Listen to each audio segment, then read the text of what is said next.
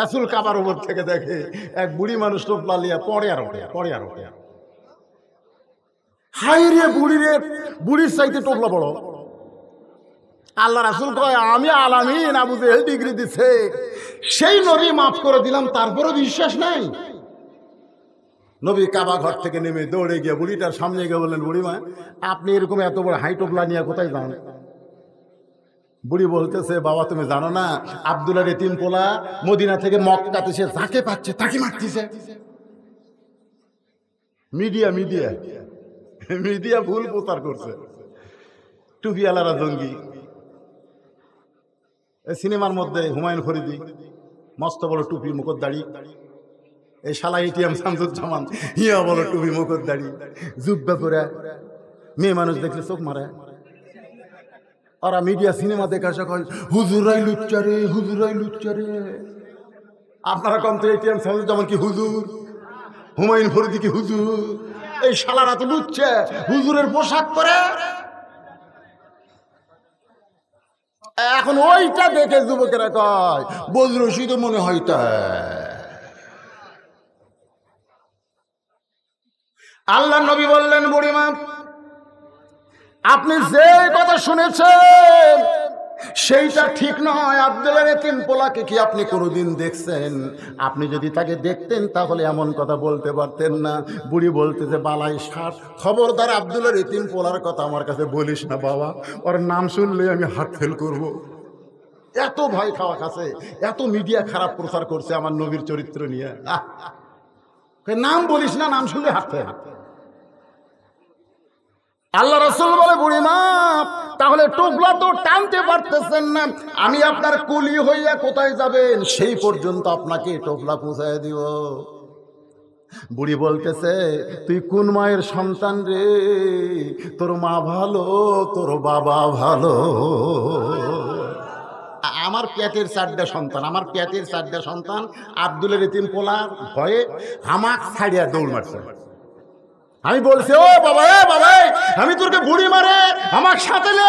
আমার ছেলেরা বলতেছে, বুড়ি তুই মর, তোর টানবে আমরা মরবো নাকি? আমার সন্তানের আমার ছেড়ে গেল, আর তুই কার মায়ের সন্তান আমার টোপলা টানবি? আল্লাহ রাসূল টোপলা মাথায় নিছে। বুড়ি বলতেছে, টোপলা নিয়ে কি পালায়ে যাবি? নই বললেন, পালাবো কেন, হাত ধরেন, তালদার পালাচ্ছি না। বুড়ি কয়, যাকবারে কুলিও পেলাম লাঠিও পেলাম, জোরে কোন সুবহানাল্লাহ। নবী আমার কুলি হয়েছে, বুড়ির লাঠি হয়েছে।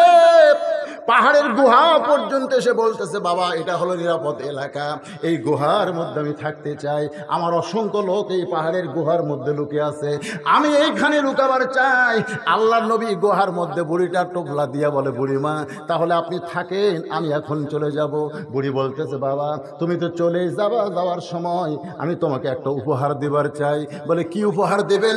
বলেন, আমার টোপলার মধ্যে একটা ছুরি রয়েছে, আমার টোপলার মধ্যে একটা ধারালো ছুরি রয়েছে, এই ছুরিটা আমি গোপনে রাইখা দিছি। যদি আব্দুল্লাহর এতিম পোলারে পাইতাম তাহলে ওর বুক বরাবর আমি বসায় দিতাম। আমি আব্দুল্লাহর পোলারে পাইনি, তুমি যদি পাও এই ছুরিখানা তার বুকে বসায় দিও। নবী বুড়িটার ছুরি নিয়ে কান্দের বলে, মাবুদ মক্কার মিডিয়া রাহমাতুল লিল আলামিনকে এমন ভাবে প্রচার করেছে, একটা বুড়ি পর্যন্ত তার বুকে ছুরি মারতে চায়। এখনো পৃথিবীর সব মিডিয়া কার দখলে? ওই ইহুদি খ্রিস্টান হিন্দুকের দখলে। জোরে করে কত কথা কর না কেন? এখন কিছু মিডিয়া আমাকে ওয়াজে রেকর্ড করতেছে, হ্যাঁ, এর জন্য দোয়া করার দরকার আছে না নাই? এরা কোনো গানের অনুষ্ঠানে যায় না, এরা বক্তাকে খুঁজে খুঁজে বক্তার ওয়াজগুলো এরকম মিডিয়ায় ছাড়তেছে, যার কারণে বজরশিদে আজকে বাংলার লোক দেখতেছে।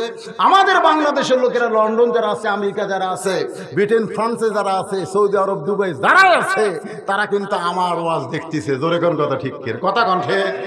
তাহলে মোটামুটি এই মিডিয়াটা আছে, কিন্তু পেপার টেপার যা আছে ওরা মাত্র 4 জন মেয়ে মানুষ বাড়ে দাদির মতন গামছা কাজ দিছে ঢাকা ভার্সিটি। কয়জন? 4 জন মেয়ে মানুষ বলতেছে ওরা পোশাকের স্বাধীনতা চাই। 40টা মিডিয়ামকে ধরে আছে, ওইটা আবার বিশা স্পেশাল ভাবে টেলিভিশনে খবর করতেছে। 4 জন ল্যাংটা মেয়ের খবর টিভি দেয়, আর আমার মতন বক্তা হাজার হাজার মানুষ না ওয়াজ করে। এই খবর কোনদিন বাংলার মিডিয়া দেখায় না। ধরে কোন কথা ঠিক, এ কথা কেন না কেন? আল্লাহ রাসূল ছুরিটা নিয়ে কাঁদতেছে। বুড়ি বলে, বাবা যদি তোমার ভয় লাগে তাহলে তুমি আমার সঙ্গেই গুহার মধ্যে থাকো, তোমাকে যাওয়া লাগবে না বাবা। আমার টোপলার মধ্যে অনেক খাবার আছে, আমরা দুইজন মিলে খাবার চাই। নবী কান্দের বলে, বুড়িমা আপনি যাকে মারার জন্য ছুরিটা আমার হাতে দিলেন, আমি সেই আব্দুল্লাহর এতিম পোলা। বুড়ি কান্দে আর চিল্লায় বলে, পাহাড়ের গুহার মধ্যে কে কোথায় লুকে আছো, বের হও। আর লুকিয়ে থেকো না, লুকিয়ে থাকার জন্য নয়, বরং বের হয়ে তাকায় দেখো, যেই মানুষটার ভয়ে আমরা লুকাইছি সেই মানুষটার চাইতে ভালো কোনো মানুষ দুনিয়াতে না। পাহাড়ের গুহার ভিতর থেকে সবাই মাথা বের করলেন। বুড়ি নবীর হাতে হাত দিয়ে বললেন, বাবা আমি তোমার হাতে তোমার দলে ভর্তি হবার চাই। বাজান গো, ইজা জা নাসরুল্লাহি ওয়াল ফাতুহু ওয়া রাআইতান নাসা ইয়াদখুলুনা ফি দীনিল্লাহি আফওয়াজা, ওই পাহাড়ের হাজার হাজার কাফেরেরা আল্লাহর নবীর হাতে হাত দিয়া মুসলমান হয়ে গেল।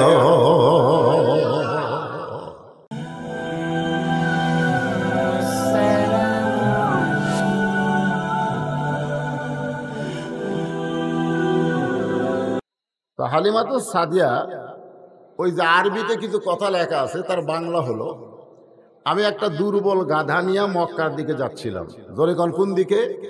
মক্কার দিকে যাচ্ছিলাম। কারণ সেই সময় কুরাইশ বংশের নিয়ম ছিল তাদের সন্তানদেরকে তাদের মায়েরা দুধ পান করাতো না।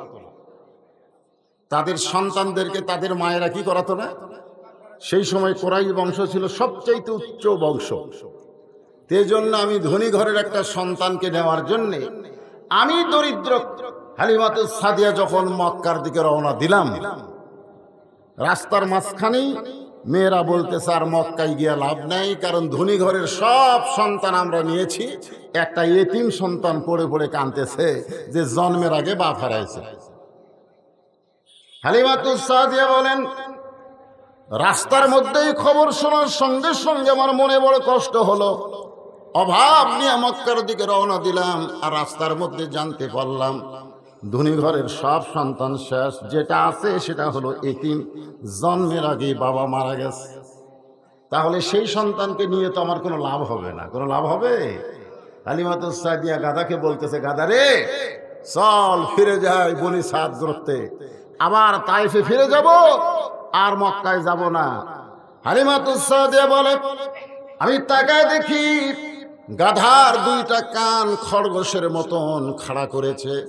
আমি গাধাকে ফিরে যেতে পারি তাইফের দিকে, আর গাধা পাগলের মতন দৌড়াই মক্কার দিকে।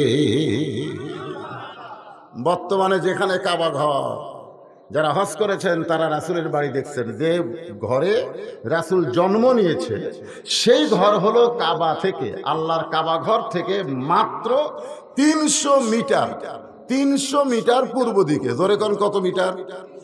300 মিটার পূর্ব দিকে হলো আল্লাহ রাসূল যে ঘরে জন্ম নিয়েছে সেই ঘর।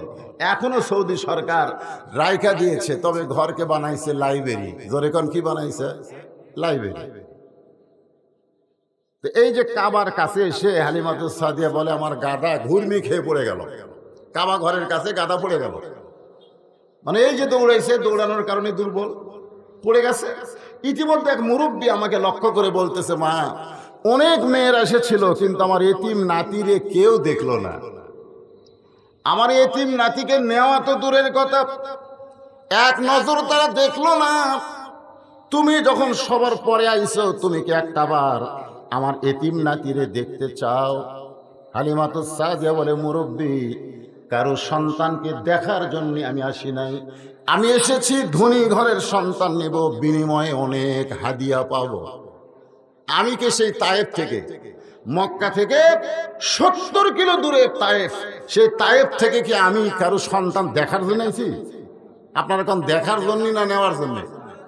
ধনী ঘরের সন্তান নেওয়ার জন্য আইছি। আর আপনি মুরব্বী কোন একটাবার দেখে যান। হালিমাতুস সাদিয়া বলে, এই মুরব্বীর কথা আমি রাখতে গিয়া ঘরের মধ্যে ঢুকে কেবলমাত্র সন্তানের দিকে তাকাইছি। যেই মাত্র তাকাইছি, সন্তানের চেহারা দেখার সঙ্গে সঙ্গে আমার গোটা কলিজা ভরা সন্তানের মহব্বত। 400 গ্রহ তারা, তারি নূরের ইশারা, নইলে যে অন্ধকারে ডুবিত এই ধরনী। সবাই বলেন নবী মোর পরশমণি, নবী মোর সোনার খনি, নবী নাম ভাবে যেজন সেই তো দোজা হানের ধ্বনি। হালিমাতুস সাদিয়া বলে, এত সুন্দর সন্তানকে দেখার পরে আমি আর চুপ থাকতে পারলাম না। আমি দৌড়ে গিয়া তার মায়ের কোল থেকে সন্তানকে আমার বুকের মধ্যে নিলাম। ওই আল্লাহর শপথ করে বলতেছি, ওই ছোট্ট নবীকে বুকে নেওয়ার সঙ্গে সঙ্গে আল্লাহ আমার দেহের সমস্ত ক্লান্তি দূর করে দিয়েছে।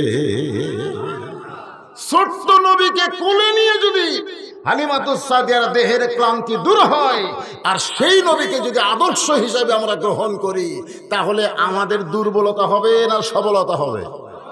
আল্লাহ কোরআনে বলেছেন, লাকাদ কানা লাকুম ফি রাসূলিল্লাহি উসওয়াতুন হাসানা। যদি সফলতা অর্জন করতে চাও তাহলে রাসূলের আদর্শকে গ্রহণ করে নাও। আজকে বাংলার মুসলমান রাসূলের আদর্শ গ্রহণ করেনি বলে তারা অন্য কিছু ভয়ে আছে। জোরে কোন কথা ঠিক কিনা?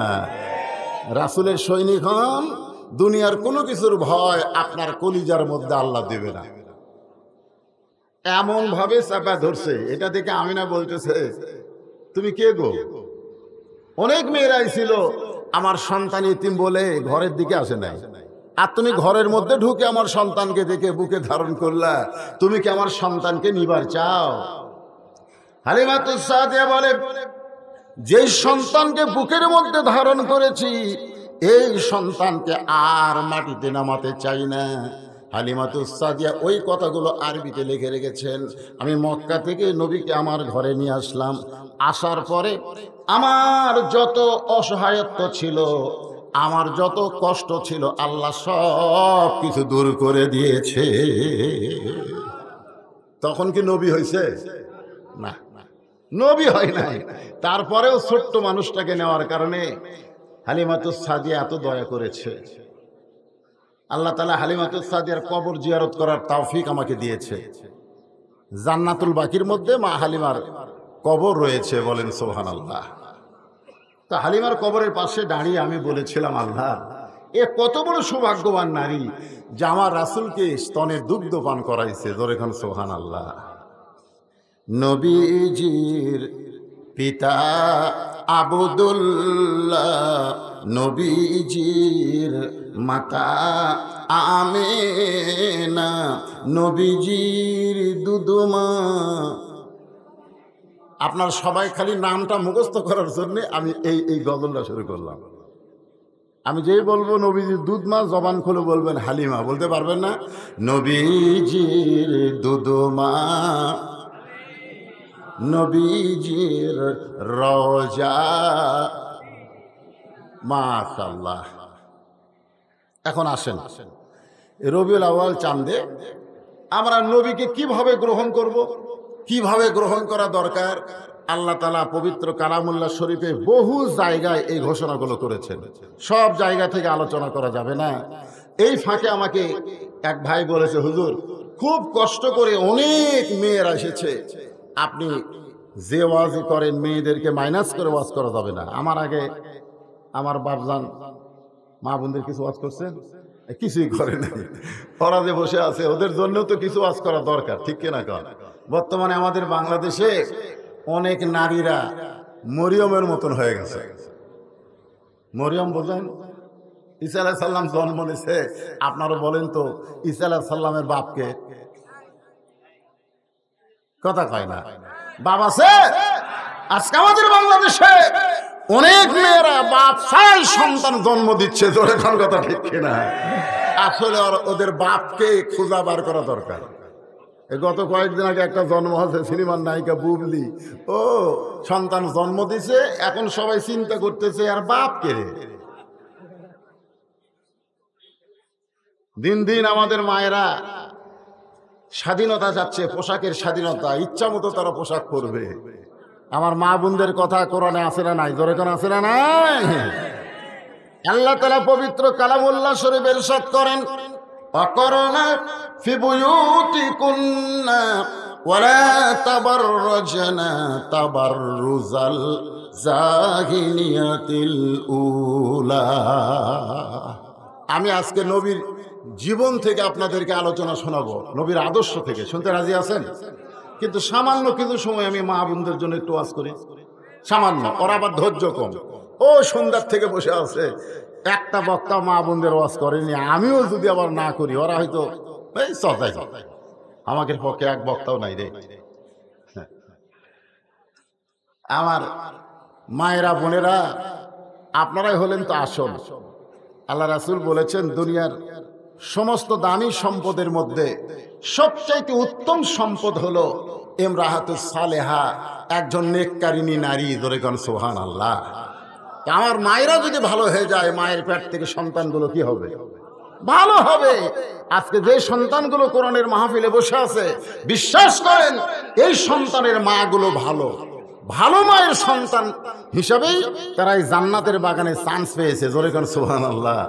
আর যে সন্তানগুলো রাস্তাঘাটে ঘোরাফেরা করতেছে, ওরা যখন মায়ের পেটে ছিল না, মা তখন পেটত নিয়ে গোটা পাড়া ঘুরিছে। ওরা মায়ের পেটের মধ্যেই ঘোরণে ব্যারাম পাচ্ছে। জোরে কোন কথা ঠিক কিনা?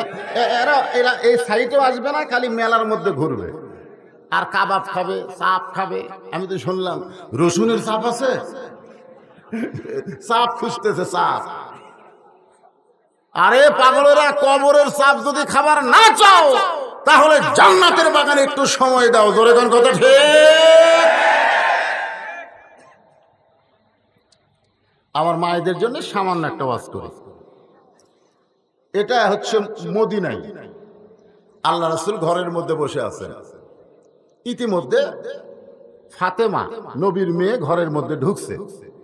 যেই ঘরের মধ্যে ঢুকছে, নবী মুস্কি মুস্কি হাসতেছে। আপনারা বলেন তো, বাবা ঘরের মধ্যে বসে আছে আর মেয়ে যদি ঢোকে আর বাপ যদি হাসে, তাহলে মেয়েদের শরম কম না বেশি?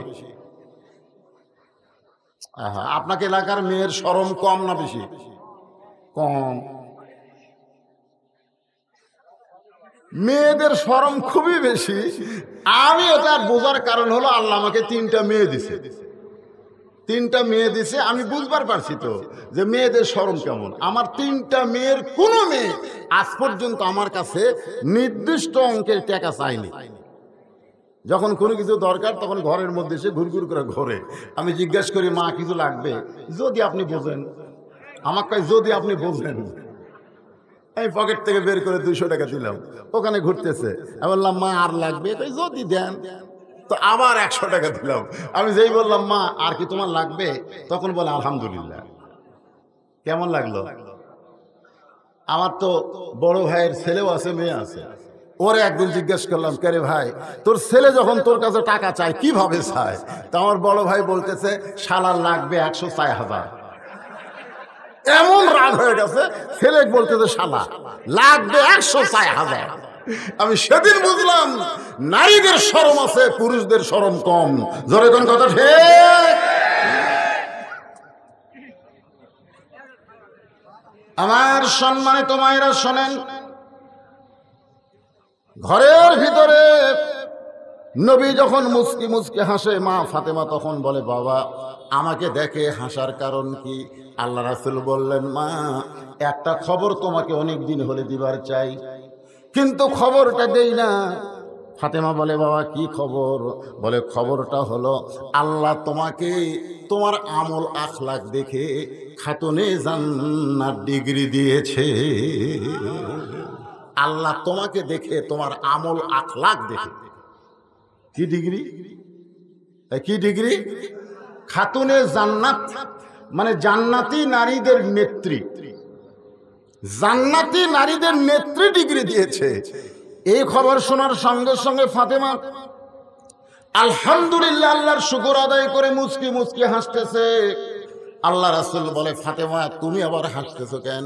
ফাতেমা বলে, বাবা আল্লাহ আমাকে এত বড় ডিগ্রি দিয়েছে, তার শুকরিয়াতান আমার জবান থেকে একটু আনন্দ প্রকাশ পায়। জোরে কোন সুবহানাল্লাহ। রাসূল বললেন, ফাতেমা, আল্লাহ তোমাকে খাতুনে জান্নাত ডিগ্রি দিলে কি হবে মা?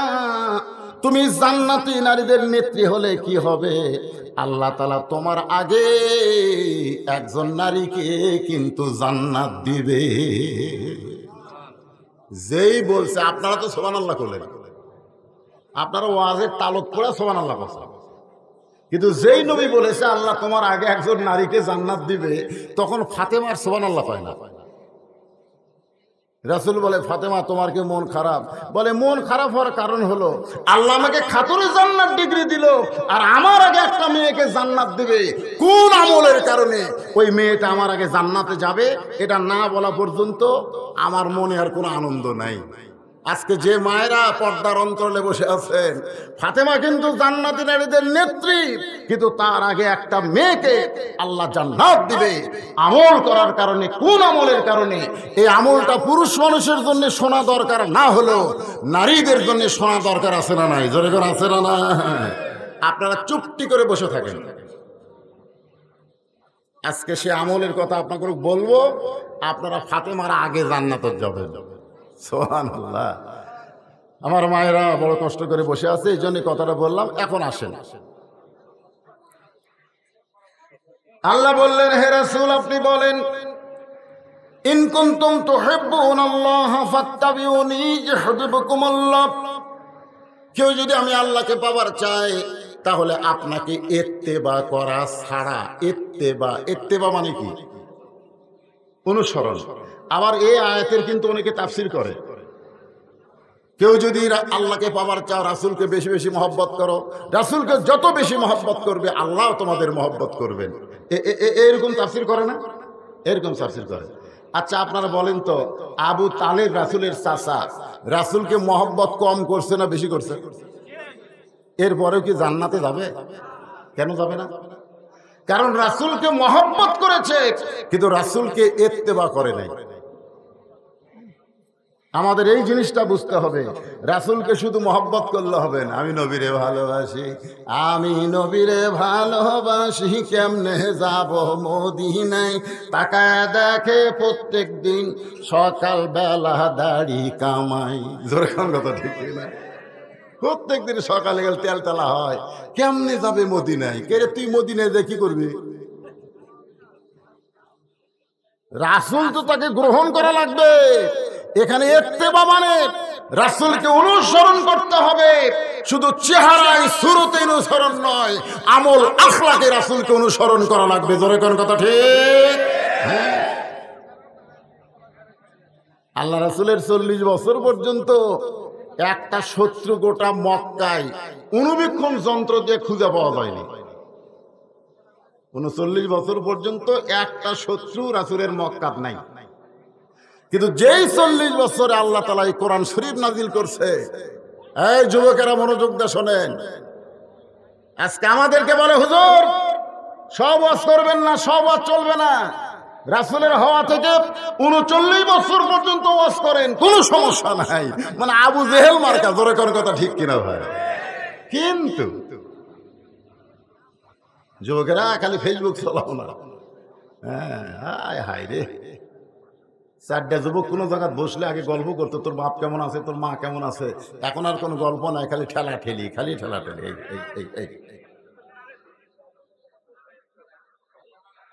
যে যুবকেরা ফেসবুক নিয়ে, ইন্টারনেট নিয়ে ব্যস্ত হয়ে গেছে, সেই যুবকদেরকে কোরআনের পথে আনাটা খুবই কঠিন। জোরে কোন ঠিক? হ্যাঁ ভাই, যুবকেরা একটু মনোযোগ দিয়ে শোনো বাবা, তোমাদের এই যৌবন থাকবে না, এই যৌবন থাকবে না, এই যৌবনে ভাটি পড়বে, এই যৌবন একদিন চলে যাবে। এই যৌবনটাই আল্লাহর পছন্দ। হাসরের ময়দানে যখন আমরা দাঁড়াবো, আমাকে বলবে, ওদ রশিদ, তোর শৈশবকাল আর তোর বুড়াকালের কোনো হিসাব দেওয়া লাগবে না, তুই যৌবনকালে কি আমল করছিস সেই হিসাব দিয়ে জান্নাতে যা। আমাকে আল্লাহ বলবে যে তোর বুড়াকালে, বুড়া বয়সের কাল এর দরকার নাই, আর শৈশবকালের দরকার নেই, যৌবনকালে কি করছিস এই যৌবনের হিসাব দিয়ে জান্নাতে যাও। তাহলে আমরা যারা যুবক আছি, এই মুহূর্তেই হলো আপনাকে হিসাবের বয়স। জোরে কোন ঠিক? প্রত্যেকটা ধাপ, প্রত্যেকটা কথা হিসাব করে বলতে হবে। তাই রাস্তাঘাটে না ঘুরে ওই রোশনের চাপ না খায়া তোমরা কোরআনের মাহফিলে চাপ দাও। চলে আসো বাবা, চলে আসো, আসেন। অত্যন্ত গুরুত্বপূর্ণ আলোচনা আপনাদের সামনে উপস্থাপন করা হচ্ছে।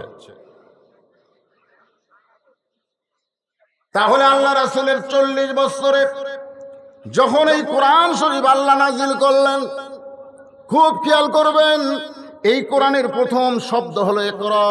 ইকরা মানে পড়ুন। ইকরা মানে কি? পড়ুন। আজকে আমাদের বাংলাদেশের ছেলেরা কোরআন তেলাওয়াতে চ্যাম্পিয়ন হচ্ছে, সুবহানাল্লাহ। যাদের পিছনে সরকার কোটি কোটি টাকা খরচ করে, ওরা তো বিশ্বকাপ দূরের কথা, বিশ্বের একটা চা কাপ পর্যন্ত আনবার পারে না। ধরে কোন ঠিক কিনা? এই যে ক্রিকেট খেলা, হাইরে এশিয়া কাপত যা মার খেলো ভাই, একটা দেশকে ঠকাবার পারে নাই। ধরে কোন ঠিক কিনা? আফগানিস্তানের কাছে গাপ খাওয়া, এর কে বেতন 4 লাখ টাকা 5 লাখ টাকা, মাথা ঘুরে। কতদিন আগে মেয়ে মানুষেরা আমাকে, মেয়েরা হাফ প্যান্ট পিন দেয়, ওই নেপালে ফুটবল খেলা নাকি জিতিছে, হাইরে বিমানবন্দরে গলাত মালা ভাই। আর আল্লাহর কোরআন একটু মনোযোগ দিয়ে শোনো যুবকেরা। বিইসমি রাব্বিকাল্লাযী খলাক, খলাকাল ইনসানা মিন আলাক। একটু মনোযোগ দিয়ে শুনবেন। এই যে খালাকাল ইনসান, মানুষকে আল্লাহ সৃষ্টি করেছেন, এই মানুষ সৃষ্টি করার আগে আল্লাহ 3টা শপথ করছে। জোরে কোন কয়টা? দেখেন আমাদেরকে আল্লাহ কত ভালোবাসেন। মানুষ মানুষ পশু পক্ষী না হয়ে, জিন ফেরেশতা না হয়ে আল্লাহ যে আমাদেরকে মানুষ করছে, খুশি না বেজার? হ্যাঁ, দেখেন আল্লাহ শপথ করছে 3টা। 1 নম্বর শপথ হলো তিনের শপথ। 2 নম্বর শপথ হলো জাইতুন, জাইতুনের শপথ। 3 নম্বর শপথ হলো অতুরি সিনিনা ওয়া হাযাল বালাদিল আমিন, নিরাপত্তা নগরীর শপথ। এরপর আল্লাহ বলতেছেন লাকাদ খালাকনাল ইনসানা ফি আহসানি তাকবীম। আমি মানুষকে সর্বোত্তম আকৃতি দিয়ে সৃষ্টি করেছি। আমাদের যদি শুধু মানুষ করত তাও হতো, মানুষ না করে মুসলমানের ঘরে আমাদেরকে কোরআন নামক হেদায়েত আল্লাহ দান করেছে। ধরে কোন সুবহানাল্লাহ। চলে আসলেন খাদিজার কাছে, কোরআন পাশে, শরীর ঘামতেছে, জুব্বা টুব্বা সব ভিজে গেছে। খাদিজা বলতেছে, আজকে খিদা বেশি লাগছে নাকি? আমি প্রতিদিন আপনাকে গাড়ি হীরার মধ্যে খাবার সাপ্লাই করি, আমি নিজে যায় খাবার দেই, আর আজকে নিজেই চলে আইছেন। রাসূল বলতেছেন, খাদিজা আর গাড়ি হীরাই থাকার দরকার নাই, আর অন্ধকারে থাকার দরকার নাই। আল্লাহ সিরাজ মুনিরা নামক কোরআনের আলো আমাকে দান করেছে। ধরে কোন সুবহানাল্লাহ। আল কোরআনের আলো ঘরে ঘরে, ঘরে ঘরে আলো আছে, রাস্তা আলো নাই। যখনই ঘরের থেকে বাইরে হলাম, ঘর তো আলো। যেই বাইরে হলাম, একজন এই লাইট ধর, লাইট ধর। তখন আমার আসাদুল ইসলাম ও আবার এই মোবাইলে লাইট ধরলো। তার মানে কি খালি ঘরত আলো থাকলে হবে না, রাস্তা তো আলো থাকা লাগবে। জোরে কর ঠিক কি না? হ্যাঁ, তাহলে এই স্লোগান চলে কেন? এই স্লোগান তো আবু জেহেলের স্লোগান। এই স্লোগান আমাদের চলবে না। আমাদের বলতে হবে আল কোরআনের আলো সব জায়গায় জালো। জোরে কোন ঠিক? স্লোগানটা যুবকেরা, মুরব্বীরা না দেন, আপনাকে দরকার নেই, আপনার ওল্ড মডেল হয়ে গেছে। আপনারা তো যুবক থেকে যদি, যৌবন থেকে যদি কোরআনের আন্দোলন করতেন, আজকে বাংলাদেশে বাতিলের কোন আস্তানা থাকতো না। জোরে কোন ঠিক? কিন্তু আপনার যৌবন থেকে আন্দোলন করেননি বলে আমাদেরও এখন বুড়া হয়ে এই যুবকগুলা সাইজ করা লাগতেছে। এই যুবকেরা গলা খাকারে দাও। আমি যেই বল আল কোরআনের আলো, আপনার বলবেন সব জায়গায় জালো, বলতে পারবেন না? আল কোরআনের আলো, কোরআন হাদিস যেখানে, দুনিয়ার মুসলমান লিল্লাহে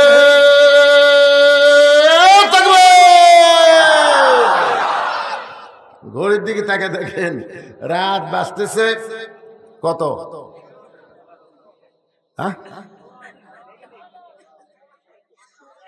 আচ্ছা 10:55 মনে করেন 11ই ধরেন, 11টার সময় আপনাদের চেহারা মনে হচ্ছে কেবল রাত 8টা বাজলো। একটা স্লোগান দিলে যদি আমাদের রাতের ঘুম চলে যায়, সেই স্লোগান দিয়ে বাংলাদেশের বাতিল শক্তিকে ভারতে পাঠানো যাবে কি যাবে না? কিন্তু আমরা তো আগে মোবাইল করে, হুজুর থানা থেকে কিন্তু কল হচ্ছে। হ্যাঁ আসেন, আমি রাসূলের জীবনী নিয়ে আল্লাহর কোরআন থেকে আলোচনা করব, কারণ রাসূল মানি তো কোরআন। তোর এখন ঠিক কি না? রাসূল যখন দুনিয়া থেকে বিদায় নিলেন, ইতিমধ্যে কতগুলো মহিলা মা আয়েশার কাছে আইছে, এসে বলতেছে উম্মাহাতুল মুমিনিন, আল্লাহ রাসূল সম্পর্কে আমরা একটু জানতে চাই। কে জানতে চায়? কিছু মহিলারা তো রাসূলের কাছে আসেনি। এখনকার পীরের কাছে দিনকা মুরিদের বইয়েরা যায়, মহিলা সাহাবীরা তো রাসূলের কাছে আসে নাই, বরং তার স্বামীরা ঈমান গ্রহণ করছে। আর সেই ঈমানের দায়িত্ব বাল্লিগো আন্নিওয়ালা আয়া তারা বিবিদের কাছে কলেমার দাওয়াত দিছে। সুবহানাল্লাহ। আর এখনকার ভণ্ডরা কি কয়, তুই মুরিদ হইছিস, তোর বউ হবি না? তো কয় হুজুর বউ তো লাফাই হওয়ার জন্য, কয় তাহলে একদিন নিয়ে আয়। এরা সব মুরিদ কবে না, যারা জুয়ান তাকলা। তো জুয়ান তাকলা বউ নিয়ে গেছে যে হুজুর আমার বউটাও মুরিদ হওয়ার চাই। তখন বলতে তুই বাইরে থাক, তোর বউকে ভিতরে দে। ভিতরে দিয়ে দরজা বন্ধ করে মুরিদ দেয়। মুরিদ একজন নাউজুবিল্লাহ কয়, আর আগামীকাল কবেন আপনারা? হ্যাঁ, এরকম ভণ্ডামি আমাদের বাংলাদেশে আছে না নাই? হ্যাঁ, একটু মনোযোগ দিয়ে শুনবেন। আল্লাহ রাসূল সম্পর্কে মহিলারা বলতেছে, মা রাসূল সম্পর্কে আমরা একটু জানতে চাই। আয়েশা বললেন, তোমরা নবী সম্পর্কে জানবে না আমার স্বামী সম্পর্কে জানবে? কটার মধ্যে গুরুত্ব আছে না নাই? তোমরা নবী সম্পর্কে জানবে না আমার স্বামী সম্পর্কে জানবা? মহিলারা বলতেছে, নবীও যিনি আপনার স্বামীও তিনি, নবীও যিনি আপনার স্বামীও তিনি। আয়েশা বলতেছে, এইটা তোমরা বাহির থেকে অনুমান করে বলতেছো নবীও যিনি আমার স্বামীও তিনি, কিন্তু শুনে নাও, আমি স্বামী হিসাবে 9 বছর থেকে 18 বছর পর্যন্ত আমার নবীকে দেখছি। আমি 9 বছর ধরে আমার স্বামীকে দেখছি। ধরে কোন কয় বছর? এই 9 বছরের মধ্যে আমি মাত্র 3 বার আল্লাহর নবীকে দেখেছি। আর সুবহানাল্লাহ কয় না? এই আয়েশা কি ভুল কইছে যে 9 বছর? মা আয়েশা যখন নবীর ঘরে আইছে তখন আয়েশার বয়স কত? 9 বছর। জোরে কোন কয় বছর?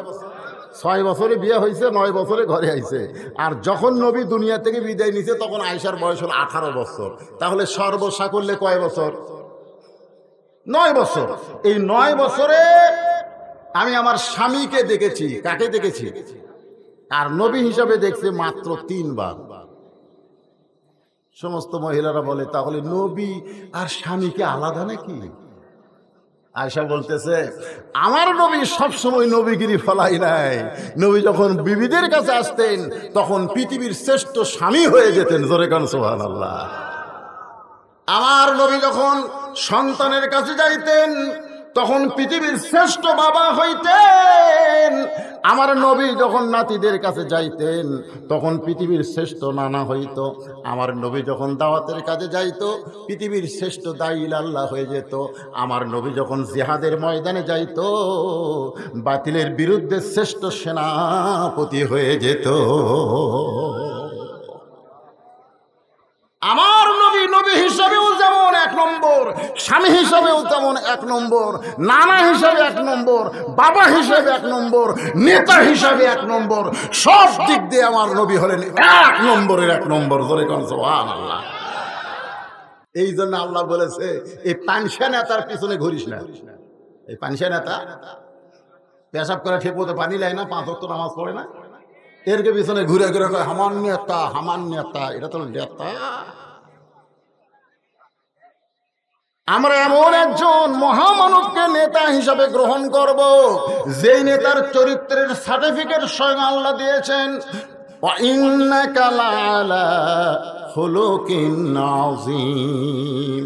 আমার নেতার চরিত্র ফুলের চাইতেও পবিত্র। বিশ্ব নবীর চরিত্র কার চাইতে পবিত্র? তাহলে আমার নবীর চরিত্র, এই সবাই বলবেন, সবাই বলবেন, রবিউল আউয়াল মাস, বুঝতেছেন না? হ্যাঁ, নবী আসার মাস আবার যাওয়ার মাস। আমার নবীর চরিত্র, আল্লাহ কোরআন কারীম দিয়ে চরিত্রের বর্ণনা করেছেন। আল্লাহর 99 নামের মধ্যে একটা নাম হলো আজিম। সে আজিম নামটা নবীর চরিত্রের মধ্যে আল্লাহ ঢুকাই দিয়েছেন। এমন চরিত্রবান একজন মানুষকে আমাদের নেতা হিসাবে, আদর্শ হিসাবে গ্রহণ করার দরকার আছে না নাই? কম্বল দিয়ে ঢাকা দাও, আল্লাহ রাসূল বলতেছে খাদিজাকে কম্বল দিয়ে ঢাকা দাও। খাদিজা কয় গাও ঘামে জুব্বা ভিজে গেছে, আর এই সময় কম্বল দিয়ে ঢাকার কারণ কি? বলে ঢাকা দাও। মা খাদিজা রাসূলকে ঢেকে দিয়া বললেন, আপনি নিরাশ হবেন না, আপনি অস্থির হবেন না, কারণ আল্লাহ আপনাকে যেটা দিয়েছে স্বয়ং কোরআন দেয় নাই, আল্লাহ তাআলাও আপনার সঙ্গে রয়েছে। অহুয়া মাকুম আইনা মা কুনতুম, আপনি থাকবেন যেখানে, আল্লাহর সাহায্য, আল্লাহর মদদ থাকবে সেখানে। জোরে কোন সুবহানাল্লাহ। এখন কি করব? ঘরে ঘরে কোরআন শরীফ পড়বো? নবী ঘরে ঘরে কোরআন শরীফ পড়লেন। এই কোরআন শরীফ নিয়ে চিন্তা করলেন যে কোরআন তো একটা দাওয়াত, ওমান আহসানু কাওলাম মিম্মান দাআ ইলাল্লাহ, এই কোরআনের দাওয়াত নিয়ে আমি বাইরে যাব। খাদিজাতুল কুবরা বললেন, এখন বাইরে যাওয়ার পরিবেশ নেই, আপনি ঘরের মধ্যেই কোরআন চুপি চুপি পড়েন। কোরআন এমন একটা পড়া যে এটা চুপি চুপি পড়লে হয় না, এটার আলাদা একটা মুজিজা রয়েছে। জোরে কোন কথা ঠিক কি না? নবী কোরআন পড়েন, আশেপাশে খবর হয়ে গেল কানে কানে, কি যেন আব্দুল্লাহর পোলা ঘরের মধ্যে পড়তেছে। এটা কি পড়ে? চুপি চুপি শোনার জন্য মক্কার নেতারা দিনের বেলা আসে নাই, রাতের বেলা আইছে। এমন একটা রাত, যেই রাতে 4 জন নেতা নবীর ঘরের চারিধারে কান লাগায়া লাগায়া শুনতেছে। আল্লাহ নবী তখন আল্লাহর কোরআন পড়তেছে। জোরে কোন সুবহানাল্লাহ। আবু জেহেল মনে করতেছে আমি একলাই শুনছি রে, কেউ শোনে নাই। এই মনে করে যখন নবী কোরআন তেলাওয়াত শেষ করছে, অন্ধকারে যাবার চাইছে। যেই যাবার চাইছে, আবু সুফিয়ানের সাথে বাজে গেছে। আবু সুফিয়ান কয়, নেতা আপনি? তুমি? আমি তো কোরআন শুরু করেছি। আমিও তো একই অবস্থা। এই দুই নেতা যখন কথাবার্তা বলতেছি, ইতিমধ্যে উদ্বাস সাহেব গিয়ে হাজির। আপনারা মুরব্বীরা কি করেন? বলে গভীর রাত্রে কোরআন তেলাওয়াত শুনলাম। আমরাও শুনছি। আবু জেহেল বলতেছে, এই দেখেন আবু জেহেলের কথা, কি সুন্দর কোরআনের বাণী রে, মনে হয় সারা রাত দাঁড়িয়ে দাঁড়িয়ে শুনি। সুবহানাল্লাহ কবেন না? আবু জেহেলের মতন কাট্টা কাফের বলতেছে কি সুন্দর কোরআনের বাণী, মনে হয় সারা রাত দাঁড়িয়ে দাঁড়িয়ে শুনি। এই যে দেখেন দাঁড়িয়ে দাঁড়িয়ে শুনতেছে। যখন ঠিক কিনা? তাই বলে মনে করো না যে তোমরা আবু জেহেল, তা না।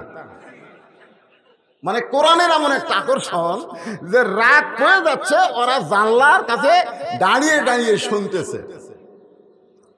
আবু সুফিয়ান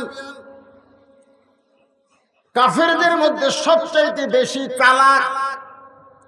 এই জন্য আবু সুফিয়ান ছিল আবু জেহেলের উকিল।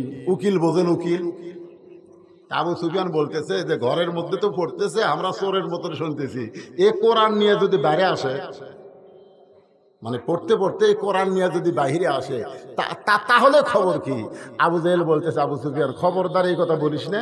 কোরআন বাহিরে আসলে আমাদের মতন ভুয়া নেতাদের নেতৃত্ব আর সমাজে চলবে না। মারাত্মক কথা।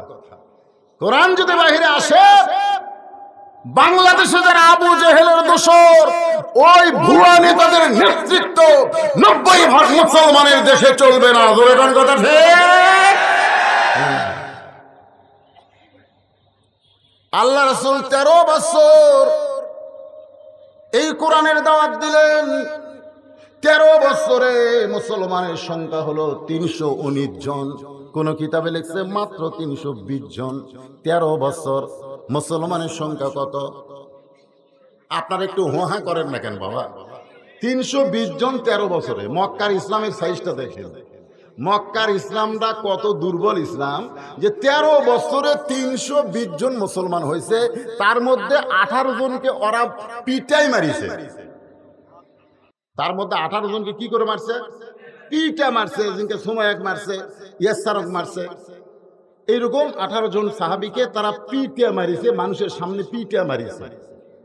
এখন যেরকম বাংলাদেশে পিটাই মারতেছে লগি বইটা দিয়ে, জোরে কোন কথা ঠিক কিনা বোঝেন না?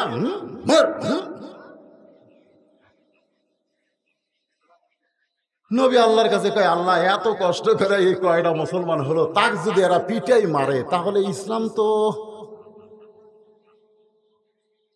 ইসলামের অবস্থাটা কি হবে? আল্লাহ বলেন, হাবিব, ইসলামের যদি বিজয় চান তাহলে আবু জেহেলকে নেতা মেনে আপনি ইমাম হলে চলবে না। এমন একটা জায়গায় আপনাকে আমি পাঠাবো যেখানে আপনি ইমামও হবেন আবার নেতাও হবে। মক্কায় নেতা হচ্ছে আবু জেহেল, রাসূল হচ্ছে ইমাম। এই জন্য ইসলামের বিজয় নেই। আমাদের বাংলাদেশে আমরা হলাম ইমাম, আর নেতা কারা? কথা কয় না, কথা কয় না। সব কিছুর বেতন বাড়ে, কিন্তু আমাদের এই ইমামের বেতন বাড়ে না।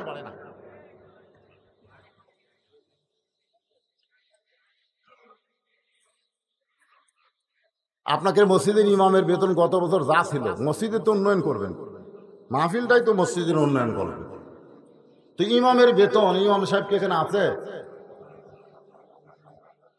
না? ইমামক দাওয়াত দেননি আপনারা? কুটি ইমাম বারে ঘুম পাড়তেছে নাকি? কোনটা ইমাম? হাত তোলা তো বাবা, মাশাআল্লাহ, খুব স্থায়ী গেলাম আমরা।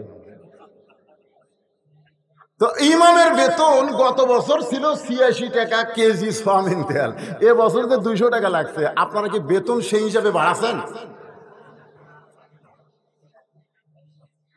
এই শোনেন, কথা শোনেন, বাজারে গোস্তের দাম বাড়লো, মাছের দাম বাড়লো, ডালের দাম বাড়লো, তেলের দাম বাড়লো, ইমামের বেতন বাড়লো না। ওই ইমামের পিছনে একটা দাম মাকরু হবে, মাকরু।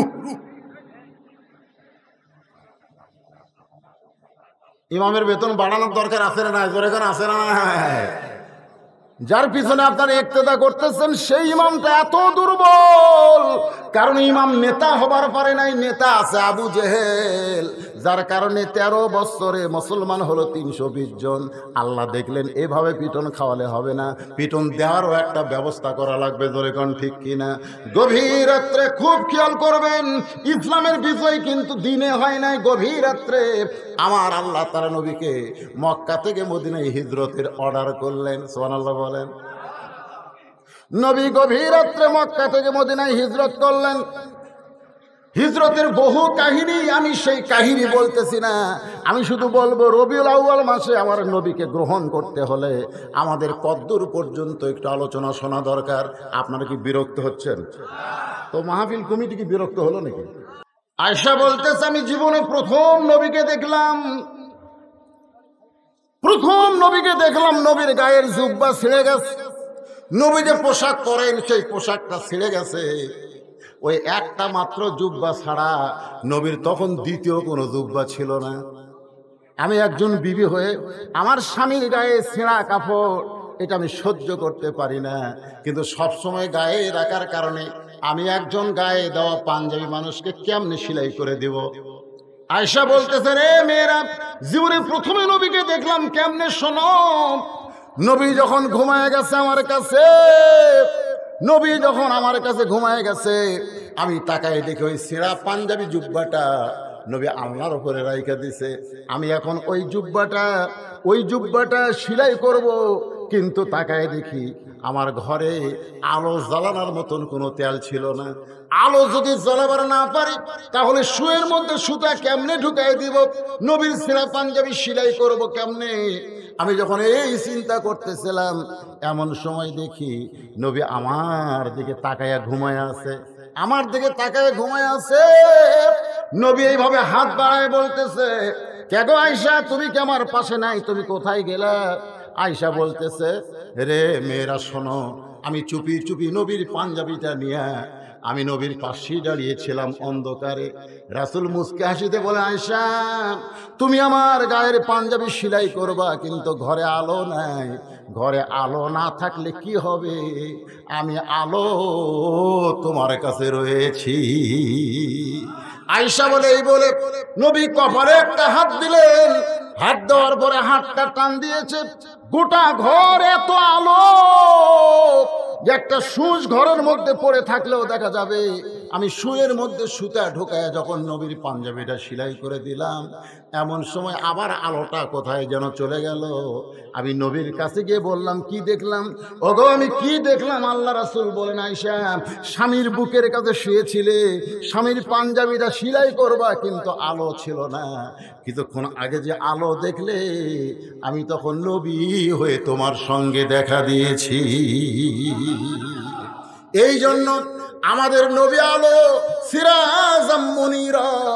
একটু মনোযোগ দিয়ে শুনবেন, সেই নবী দুনিয়াতেই রবিউল আউয়াল মাসে এসেছেন, আবার এই মাসে দুনিয়া থেকে মারা গেছেন। অনেকে বলে নবীর জন্ম মৃত্যু দিন।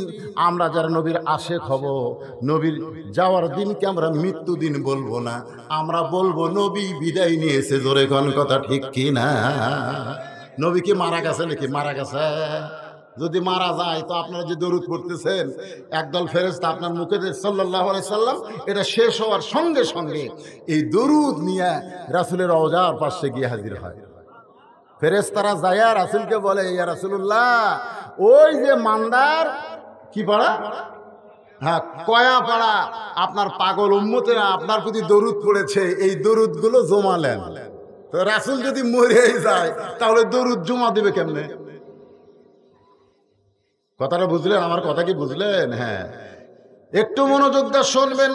মেয়েরা বলতেছে, মা আরো দুইবার আপনি নবীরে কেমনে দেখলেন আমরা শুনতে চাই। আমি একে একে সব কথাই বলবো, তবে এখন যেটা বলতেছিলাম, নবী হিজরত করে মদিনায় গেলেন। মদিনায় যাওয়ার পরে আপনারা জানেন, নবী কিন্তু মদিনার অসংখ্য আনসার যারা মদিনার, তারা নবীর কাছে এসে ঈমান গ্রহণ করলো। মুসলমানের সংখ্যা বাড়া শুরু হয়ে গেল। কিন্তু মক্কার আবু জেহেল, উতবা, সাইবা, আবু সুফিয়ান, এদের মাথা ঘুরতেছে, এদের মাথা ঘুরতেছে। কে রে, নবী যে গভীর রাত্রে মক্কা ছেড়ে মদিনায় গেল, মদিনায় যায় কি করতেছে? আচ্ছা আপনারা বলেন তো ভাই, যেই নবীকে ওরা দেখতে পারে নাই, সেই নবী ওদেরকে ওদের দেশ ছাড়িয়ে দিয়ে আর এক দেশত গেছে, তাহলে এরকে মাথা ব্যথার কারণ কি? গেছে গেছে, ঝামেলা চলে গেছে। জোরে কোন ঠিক কিনা? তারপরেও আবার আবু জেহেলেরা গ্রুপেরা মিটিং করে বলতেছে, এই নবী যে মদিনাত গেল, মদিনায় যায় কি করতেছে দেখছেন? আচ্ছা, আমরা বাংলাদেশে ইসলামী আন্দোলনের কর্মীরা কি করি? এই জন্য আমেরিকা মাথা ঘোরায় গে, আমরা কি করি? প্রতিবেশী ভারতের মাথা ঘুরে গে। কারণ ওরা জানে, কোরআনের আইন যদি কোনো পৃথিবীর ভূখণ্ডে চালু হয়ে যায়, ওই কোরআনের নূর দিয়া গোটা পৃথিবী দখল হয়ে যাবে। আপনারা জানেন, ওরা জানে, ওরা জানে। সেই জন্যই তো শুরু করবে প্রণাম দিয়ে। আমাকে এলাকার দুই পুলিশ আমাকে বলতেছে, হুজুর আমরা ওই যে পূজা পড়া দিবার যাচ্ছি, আমি কইলাম প্রণাম করবো না নামাজ পড়বো? কি যে বিপদ হুজুর, আপনারা হাজার হাজার মানুষ ওয়াজ করেন, আমাকেও যাওয়া লাগে না। আরে 3 ঠ্যাক 1 গুণে 10 হাত বানিয়ে থতে, ওকে আবার পড়া দেওয়া লাগে। তা আমি এক পুলিশ চৌকিদারে বললাম, কি হয়? কিছুক্ষণ পর পর আসে। আমি বললাম, ভালোই তো প্রণাম করলো রে, কিন্তু দশমীর দিনে আবার কি করে? ওই ও যে বাঁশ দিয়ে চোখা বাঁশ দেবরি পাশা, আবার যাক প্রণাম করলো তাকে আবার লাটতে লাটতে ডুবেলো। জোরে করে কথা কর না কে? যাক প্রণাম করলো তাকে আবার লাটতে লাটতে ভেঙ্গে ফেলে দিল। হ্যাঁ, ওরকে মাথা ঘরে কেন জানেন? ওরকে মাথা ঘরে এই কারণে যে কোরআনের রাষ্ট্র যদি বাংলাদেশে চালু হয়ে যায়, খবর আছে না নাই? জোরে কেন আছে না নাই? গোটা পৃথিবীর সমস্ত মিডিয়া বাংলাদেশের ইসলামী আন্দোলনের দিকে তাক করে রাখছে। আবু জেহেল, উতবা, সাইবারা চিন্তায় পড়ে গেল যে গভীর রাত্রে মক্কা ছেড়ে মদিনায় গেল, ওখানে দেখে ঘুম পাড়তেছে, একটু খবর লাগাও কি করতেছে নবী। সাহাবীদের নিয়ে নামাজ কায়েম করলেন। সুবহানাল্লাহ বলেন। মক্কাত কিন্তু নামাজ পাশে, নবুয়তের 10ম বৎসরে মেরাজ হয়েছে, রাসূল নামাজ পাশে 5 ওয়াক্ত, কিন্তু নামাজের কায়েম কিন্তু মক্কাত হয় না। আমাদের বাংলাদেশেও নামাজ কায়েম কোনোদিন হবে না যতদিন আবু জেহেল নেতা থাকতে। জোরে কোন কথা ঠিক কিনা? কোনোদিন হবে না, যতই মসজিদ বানান। নামাজ কায়েম হবে না।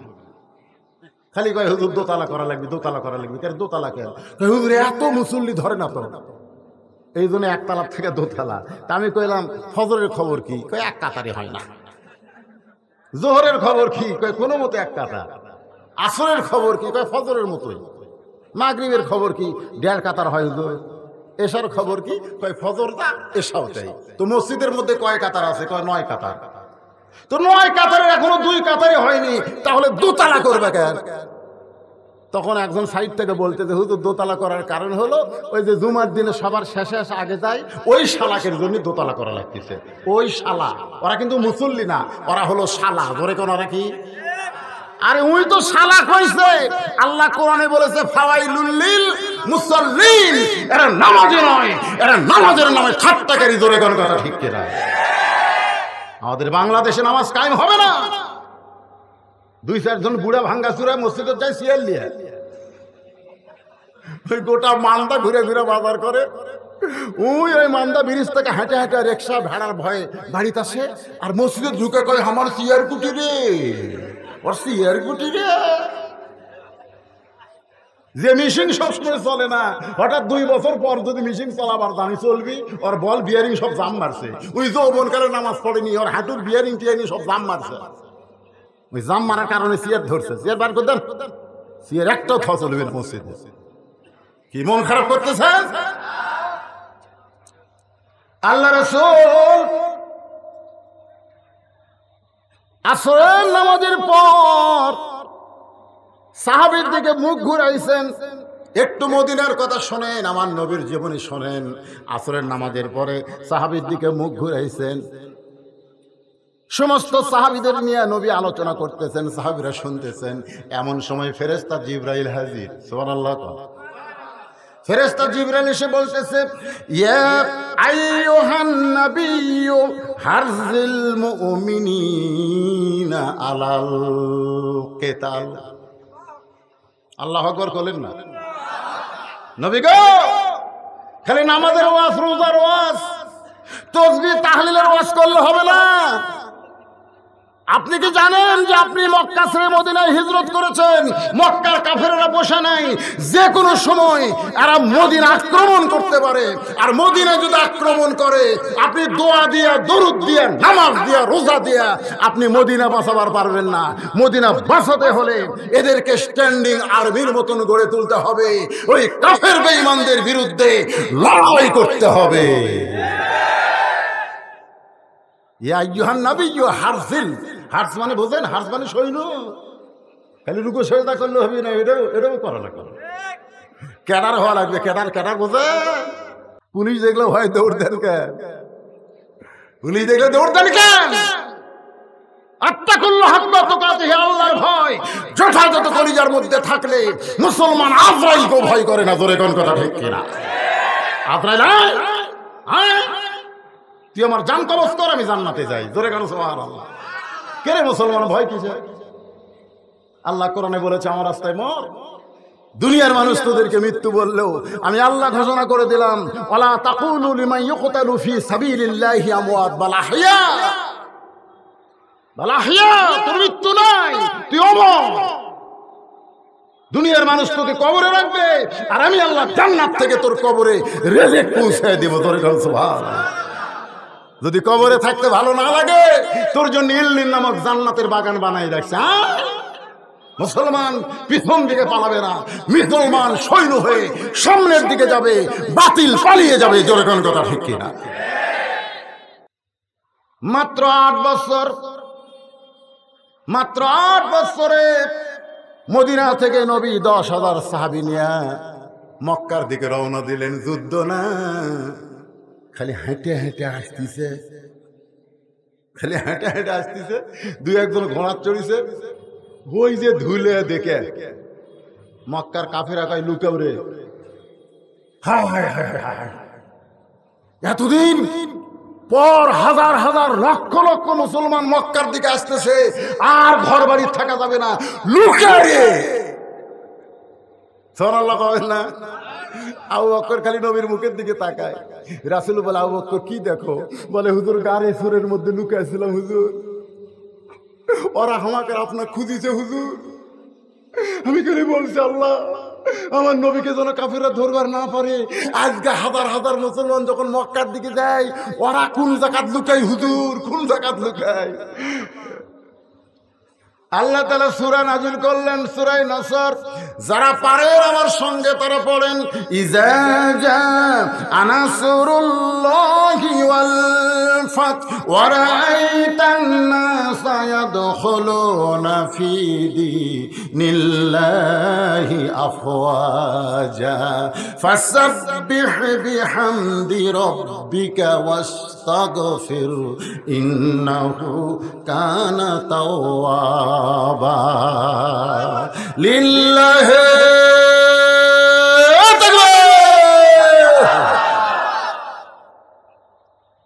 নাই রে, কেউ নাই।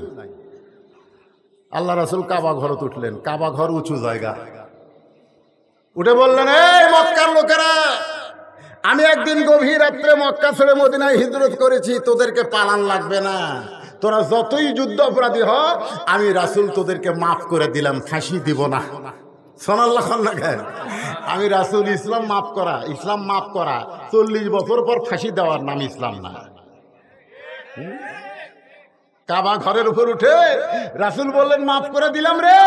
এ আবু জাহেলের বেটা ইকরাম ইবনে জাহেল, যে উহুদের ময়দানে নেতৃত্ব দিয়ে আমার দান শহীদ করেছিস, তোকে মাফ করে দিলাম। রে আবু সুফিয়ান, উহুদের ময়দানে তুই নেতা হয়েছিস, তোকে মাফ করে দিলাম। রে হিন্দা, আমার চাচা আমির হামজার কলিজা চাবায় খাইছিস, তোরে মাফ করে দিলাম। জোরে কোন সুবহানাল্লাহ। হাসি মিথ্যা সাক্ষী দিয়ে হাসি দেয়। হ্যাঁ, মাফ করে দিছে। রাসূল কাবার উপর থেকে দেখে এক বুড়ি মানুষ টোপলা লিয়া পড়ে আর ওঠে। হাই রে বুড়ি রে, বুড়ির চাইতে টোপলা বড়। আল্লাহ রাসূল কয়, আমি আলামিন, আবু জেহেল ডিগ্রি দিছে, সেই নবী মাফ করে দিলাম, তারপরও বিশ্বাস নাই। নবী কাবা ঘর থেকে নেমে দৌড়ে গিয়ে বুড়িটার সামনে গিয়ে বললেন, বুড়িমা, আপনি এরকম এত বড় হাই টোপলা নিয়ে কোথায় যান? বুড়ি বলতেছে, বাবা তুমি জানো না, আব্দুল্লাহর এতিম পোলা মদিনা থেকে মক্কাতে সে যাকে পাচ্ছে তাকে মারতেছে। মিডিয়া ভুল প্রচার করছে। টুপিওয়ালারা জঙ্গি। সিনেমার মধ্যে হুমায়ুন ফরিদি, মস্ত বড় টুপি, মুখর দাড়ি। এই শালা এটিএম শামসুজ্জামান, হিয়া বড় টুপি, মুখর দাড়ি, জুব্বা পরে, মেয়ে মানুষ দেখলে চোখ মারে। ওরা মিডিয়া সিনেমা দেখা কয়, হুজুরাই লুচ্চারে, হুজুরাই লুচ্চারে। আপনারা কম তো এটিএম শামসুজ্জামান কি হুজুর, হুমায়ুন ফরিদি কি হুজুর? এই শালারা তো লুচ্চে, হুজুরের পোশাক পরে। এখন ওইটা দেখে যুবকেরা কয়, বজরশি তো মনে হয় তা। আল্লাহ নবী বললেন, বুড়িমা, আপনি যে কথা শুনেছেন সেইটা ঠিক নয়। আব্দুল্লাহর এতিম পোলাকে কি আপনি কোনোদিন দেখছেন? আপনি যদি তাকে দেখতেন তাহলে এমন কথা বলতে পারতেন না। বুড়ি বলতেছে, বালাই ষাট, খবরদার আব্দুল্লাহর এতিম পোলার কথা আমার কাছে বলিস না বাবা, ওর নাম শুনলে আমি হার্ট ফেল করব। এত ভয় খাওয়া কাছে, এত মিডিয়া খারাপ প্রচার করছে আমার নবীর চরিত্র নিয়ে। নাম বলিস না, নাম শুনলে হার্ট ফেল। আল্লাহ রাসূল বলে, বুড়িমা, তাহলে টোপলা তো টানতে পারতেছেন না, আমি আপনার কুলি হইয়া কোথায় যাবেন সেই পর্যন্ত আপনাকে টোপলা পৌঁছায় দিব। বুড়ি বলতেছে, তুই কোন মায়ের সন্তান রে? তোর মা ভালো, তোর বাবা ভালো। আমার পেটের 4টা সন্তান, আমার পেটের 4টা সন্তান আব্দুলের এতিম পোলার ভয়ে হামাক ছাড়িয়া দৌড় মারছে। আমি বলছি, ও বাবা, এ বাবা, আমি তোরকে বুড়ি মারে আমার সাথে লে। আমার ছেলেরা বলতেছে, বুড়ি তুই মর, তোর টান বেড়ে আমরা মরবো নাকি? আমার সন্তানের আমার ছেড়ে গেল, আর তুই কার মায়ের সন্তান আমার টোপলা টানবি? আল্লাহ রাসূল টোপলা মাথায় নিছে। বুড়ি বলতেছে, টোপলা নিয়ে কি পালায়ে যাবি? নই বললেন, পালাবো কেন, হাত ধরেন, হাত ধরেন। তালদার পালাচ্ছি না। বুড়ি কয়, যাকবারে, কুলিও পেলাম, লাঠিও পেলাম। জোরে কোন সুবহানাল্লাহ। নবী আমার কুলি হয়েছে, বুড়ির লাঠি হয়েছে। পাহাড়ের গুহা পর্যন্ত এসে বলতেছে, বাবা এটা হলো নিরাপদ এলাকা, এই গুহার মধ্যে আমি থাকতে চাই।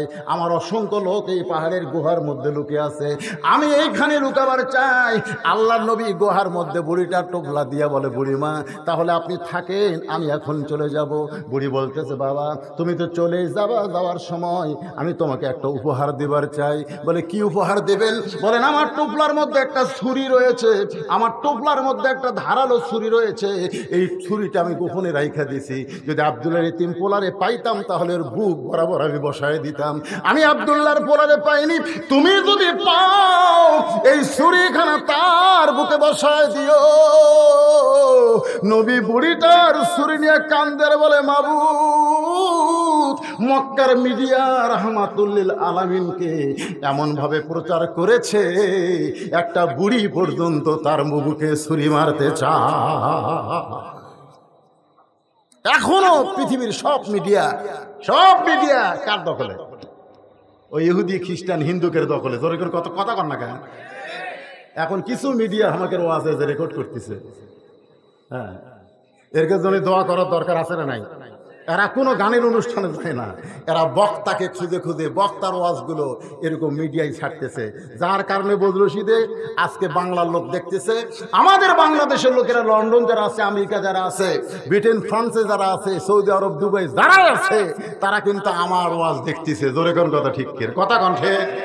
তাহলে মোটামুটি এই মিডিয়াটা আছে, কিন্তু পেপার টেপার যা আছে ওরা মাত্র 4 জন মেয়ে মানুষ বাড়ে দাদির মতন গামছা কাজ দিছে ঢাকা ভার্সিটি। কয়জন? 4 জন মেয়ে মানুষ বলতেছে আমরা পোশাকের স্বাধীনতা চাই। 40টা মিডিয়ামকে ধরে আছে, ওইটা আবার স্পেশাল ভাবে টেলিভিশনে খবর করতেছে। 4 জন ল্যাংটা মেয়ের খবর টিভি দেয়, আর আমার মতন বক্তা হাজার হাজার মানুষ ওয়াজ করে। এই খবর কোনদিন বাংলার মিডিয়া দেখায় না। ধরে কোন কথা ঠিক, কথা কন না কেন? আল্লাহ রাসূল ছুরিটা নিয়ে কাঁদতেছে।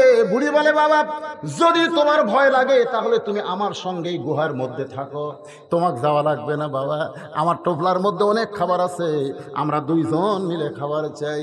নবী কান্দের, বলে বুড়িমা আপনি যাকে মারার জন্য ছুরিটা আমার হাতে দিলেন, আমি সেই আব্দুল্লাহর এতিম পোলা। বুড়ি কান্দে আর চিল্লায় বলে, পাহাড়ের গুহার মধ্যে কে কোথায় লুকিয়ে আছো, বের হও। আর লুকিয়ে থেকো না, লুকিয়ে থাকার জন্য নয়, বরং বের হয়ে তাকায় দেখো, যেই মানুষটার ভয়ে আমরা লুকাইছি সেই মানুষটার চাইতে ভালো কোনো মানুষ দুনিয়াতে না। পাহাড়ের গুহার ভিতর থেকে সবাই মাথা বের করলেন। বুড়ি নবীর হাতে হাত দিয়ে বললেন, বাবা আমি তোমার হাতে তোমার দলে ভর্তি হবার চাই। বাজান গো, ইজা জা নাসরুল্লাহি ওয়াল ফাতহু ওয়া রাআইতান নাসা ইয়াদখুলুনা ফি দীনিল্লাহি আফওয়াজা। ওই পাহাড়ের হাজার হাজার কাফেরেরা আল্লাহর নবীর হাতে হাত দিয়ে মুসলমান হয়ে গেল। আজকে সেই নবীর কোরআন আমাদের কাছে আছে না নাই? যখন আছে না নাই, কিন্তু আমরা মুসলমান না হয়ে মুনাফিক। গোটা পৃথিবীর মধ্যে সবচাইতে বেশি মুনাফিকের দেশের নাম কি জানেন? দেখেন আমি কর আগে কথা, হায় হায় রে বাবারা, মনে কষ্ট নিয়ে না, বিবেকের কাছে আমি প্রশ্ন করতেছি। এই যুবকেরা কারা কারা ঈশার নামাজ পড়েননি? আপনার বিবেককে প্রশ্ন করেন, কারা কারা? হাত তোলেন না, হাত তোলার দরকার নেই। যারা যারা ঈশার নামাজ পড়েননি আপনি বিবেককে প্রশ্ন করেন। বিবেক তো সবচাইতে বড় আদালত, জোরে কোন ঠিক কিনা? আপনি যদি ঈশার নামাজ না পড়ে কোরআনের মাহফিলে বসে থাকেন, আপনি কি ফজরের নামাজ পড়বেন? তাহলে মসজিদের উন্নয়ন মানে কি?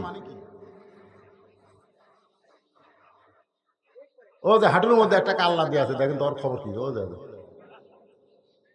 এবার বক্তা যদিও কালো হয় রে, চেয়ারের দিকে টাকা থাক।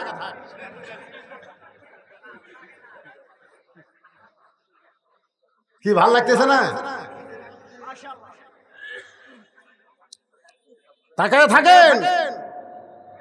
আমার মা বোনদের জন্য 4টা লাইন ওয়াজ করার দরকার আছে না নাই? আবার ওরা যাবে আর কবে হুজুর আমাকে লাইন তুলে দেওয়ার ওয়াজ করলো না। এই জন্য আপনারা একটু ধৈর্য ধরেন। আপনাকে অনেক ওয়াজ শুনলাম, এখন মা বোনদের জন্য 5টা মিনিট বলবো।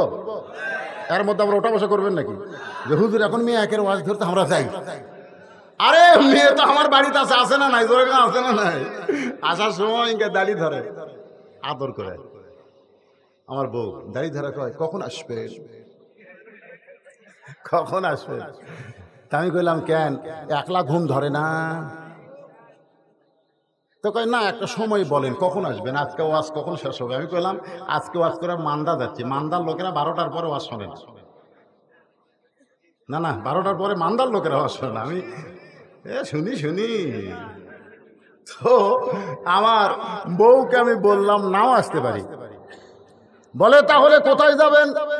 আমি বললাম যদি আজরাইল আমার ধরে তাহলে বউ তর্কে আসা যায়। আমার বউ কান্দের কয় আপনাকে আজরাইল ধরবে এই কথা আমার মনে হয় না, খালি পুলিশ ধরবে, র্যাব ধরবে, এটা আমার মনে হয়। আজকে যারা কোরআনের মাহফিলে বসেছো যুবক, এটা তোমাদের জীবনের শেষ মাহফিল হতে পারে। এশা নামাজ পড়ো নাই, তওবা করো। ফজর থেকে জীবনে একটা ওয়াক্ত নামাজ আর বাদ দিতে চেও না। ফজর থেকে নামাজ শুরু করে দাও। ইন্নাস সালাতা তানহা আনিল ফাহশাই ওয়াল মুনকার। একমাত্র নামাজই পারে মানুষকে যাবতীয় খারাপি থেকে বাঁচাই দিতে।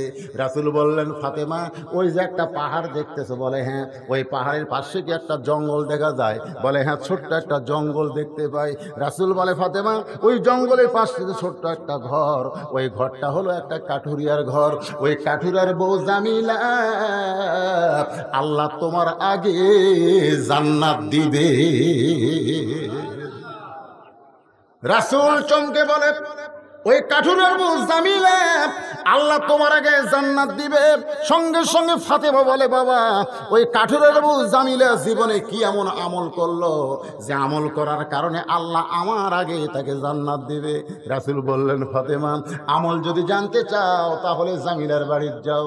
পরের দিন আসরের নামাজের পরে ফাতেমা চুপি চুপি জামিলার বাড়ির দরজায়, মেয়েরা যখন রাস্তা দিয়ে যাবে শোরগোল করবে না চুপি চুপি যাবে?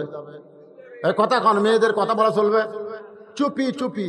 মেয়েরা আমার মায়েদেরকে বলতেছি মা রাস্তা দিয়ে যখন যাবেন তখন এমন ভাবে যাবেন জনগণ যেন বুঝবার না পারে এটা কে যায়। এমন একটা কালো বোরকা পরবেন বাবারে। শোনেন একের চোখ মুখ ঢাকা লাগবে, চোখের চশমা কালো, হাতত মুজা কালো, পাওয়ার জুতা কালো। অনেক মেয়েরা বলবে হুজুর এই গরমের দিনে যদি এইরকম পোশাক পরে আপনি পরেই দেখেন আল্লাহ জান্নাত থেকে আপনার শরীর এসি করে দিবে। যারা বোরকা পরে এরকম গরম লাগে না, যারা লাইলুতি বাড়ি করে বেড়ায় এরা গরমে আরো বগল কাটা পরবার চাই। জোরে কত না আর ইয়ার কে বা সাইজ ভাই, এর কে সোপা খোপার কোনো ঢপই নেই। আমি ঢাকার এক মাহফিলে বলেছিলাম এই যে মমতাজ যে আমাকে রকলে ওয়াজ করে না, আমি বললাম মমতাজ মেয়ে মানুষ না মরদ মানুষ? সব লোক কয় হুজুর মেয়ে মানুষ। আমি বললাম ওর চেহারা দেখলে তো মেয়া মনে হয় না, মনে আস্ত একটা আটার বস্তা। জোরে কোন কথা ঠিক কিনা? আগা গোড়া একেবারে লেভেল। বেপরদা নারীদের কোনো সাইজ আছে রে? হ্যাঁ আমার মায়েরা শোনেন, মা ফাতেমা চুপি চুপি জামিলার বাড়ির দরজায় ওই কাঠুরের বউ জামিলাকে ফাতেমা ডাক দেয়, বলে জামিলা আমি নবীর মেয়ে ফাতেমা, আমি একটু আপনার ঘরে যাবার চাই। জামিলা দরজাতে সে কাঁদতেছে। ফাতেমা কয় কান্দো কেন? বলে কান্দার কারণ হলো সারা জীবন থেকে সাধনা করেছি আল্লাহ নবীর মেয়ে ফাতেমাকে এক নজর দেখতে চাই, নবীর মেয়ে ফাতেমাকে একটা নজর আমি দেখতে চাই। ফাতেমা বললে তাহলে দরজা খুললেই তো তুমি দেখো বাবা। জামিলা বলতেছে দরজা খুলবো কেমনে, কারণ স্বামী আমার বাড়িতে নাই, আর স্বামীর হুকুম ছাড়া ফাতেমার জন্য দরজা খুলতেও আমি বড় ভয় পাই। কার হুকুম? এ জোরে কথা কর না কেন? কার হুকুম? স্বামী রে স্বামী। আমাদের গুলা স্বামী মানে স্বামী। রাসূল বলেছে যদি কোনো নারীকে আমি বলতাম সেজদা কর আল্লাহ ছাড়া কাউকে, তাহলে স্বামীর কদমে সেজদা করার হুকুম দিতাম, কিন্তু আল্লাহ ছাড়া কাউকে সেজদা করা যাবে না এই জন্য বলা হলো না। এখান থেকে প্রমাণ হলো আল্লাহর পরে মেয়েদের কাছে সবচাইতে দামি হলো তার জোরে কন্যা কেন দামিকে আমার জোরে। যারা বলতেছেন না তারা মনে হয় দুর্বল পুরুষ। বিয়ে না করলে কি হবে, করবি না? আমার মা বোনদের জন্য একটু শুনান দরকার। ডাকতেছে রোকেয়া, কথা নাই। রোকেয়া, কথা নাই। কয়বার ডাকছে? তৃতীয়বার ডাকতেছে। কি করবে, স্বামী অসহায়। রোকেয়া, কি? ওরে বাবা রে, স্বামী বসা মানুষ ভয়ে লাভ দেউছে। দুইবার ডাকছে, কথা খাই নাই। তৃতীয়বার তখন ডাকছে এমন করে, ভরিয়া খাও, ভরিয়া খাও। আমার কাম নেই, আমার কাম নেই। আল্লাহ রাসূল বলেছেন, নফল নামাজের মধ্যে বউ যদি শামিল হয় আর স্বামী যদি তাকে ডাক দেয়, নামাজ বাদ দিয়ে স্বামীর সামনে দাঁড়াতে হবে। নামাজ বাদ দিয়ে, শুধু ফরজ নামাজ ছাড়া অন্য যে কোনো নামাজ। কি হলো, এই আবার কি কর?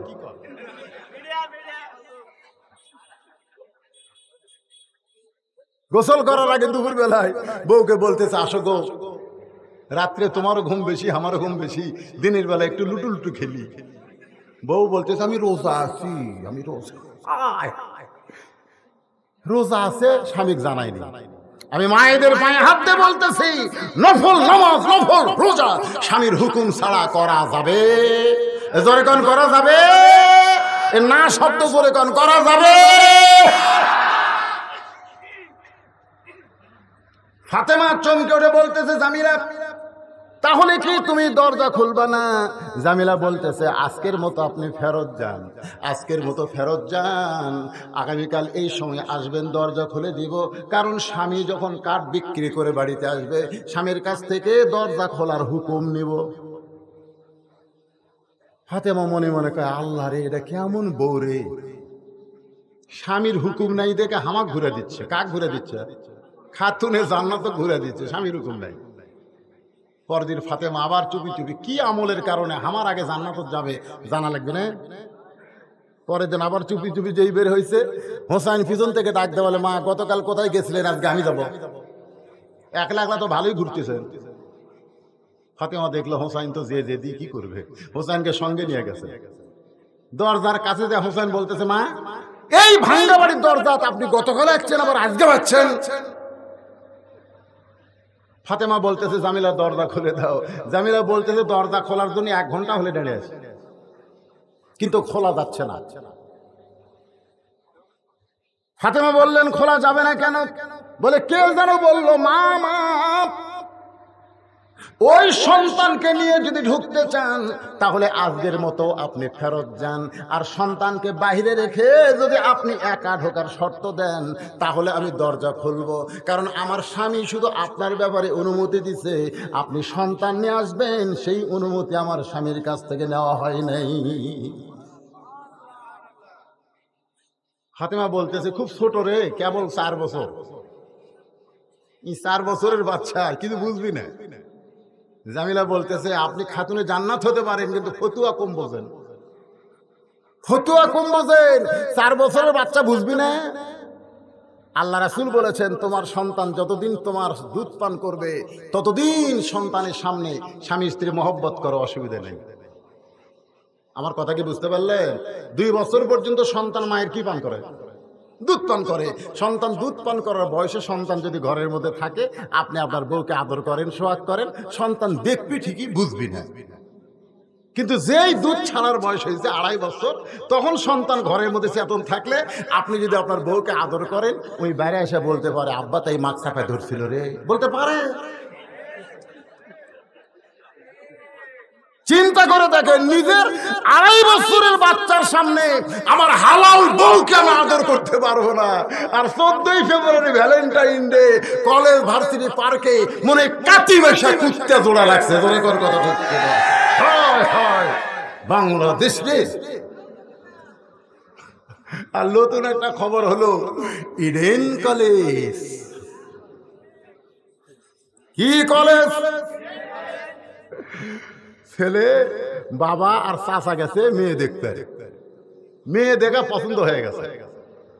তো বাবা যা হাদিয়া টাকা টুকা দিছে, দিয়ে এখন বলতেছে মেয়ের বাপকে যে আপনার মেয়েকে আমাদের পছন্দ হয়েছে। তো ছেলে আর বাপ চাচা যখন আসতেছে তখন ছেলে বলতেছে আব্বা পছন্দ তো করলেন, কিন্তু মেয়েটা কোন কলেজে পড়ে শোনা লাগবে। তো বলে বাবা তা তুই শোনাই। তো ছেলে যায় মেয়ে বলতেছে আপনার তো আমার বাপ মা পছন্দ করছে, তা আপনি কোন কলেজে পড়েন? মেয়ে কছে ইডেন। যে ইডেন কছে ভাই উনি এত জোরে দৌড় দরজা ভেঙে গেছে। বাপ কয় কেড়ে দৌড়েছ ইডেন কলেজে যারা পড়ে এরা হলো ব্যবসা, ওর কো বিয়ে করে কোনো লাভ নেই, বিয়ের আগে ওরকে কামকা সব হয়ে যায়।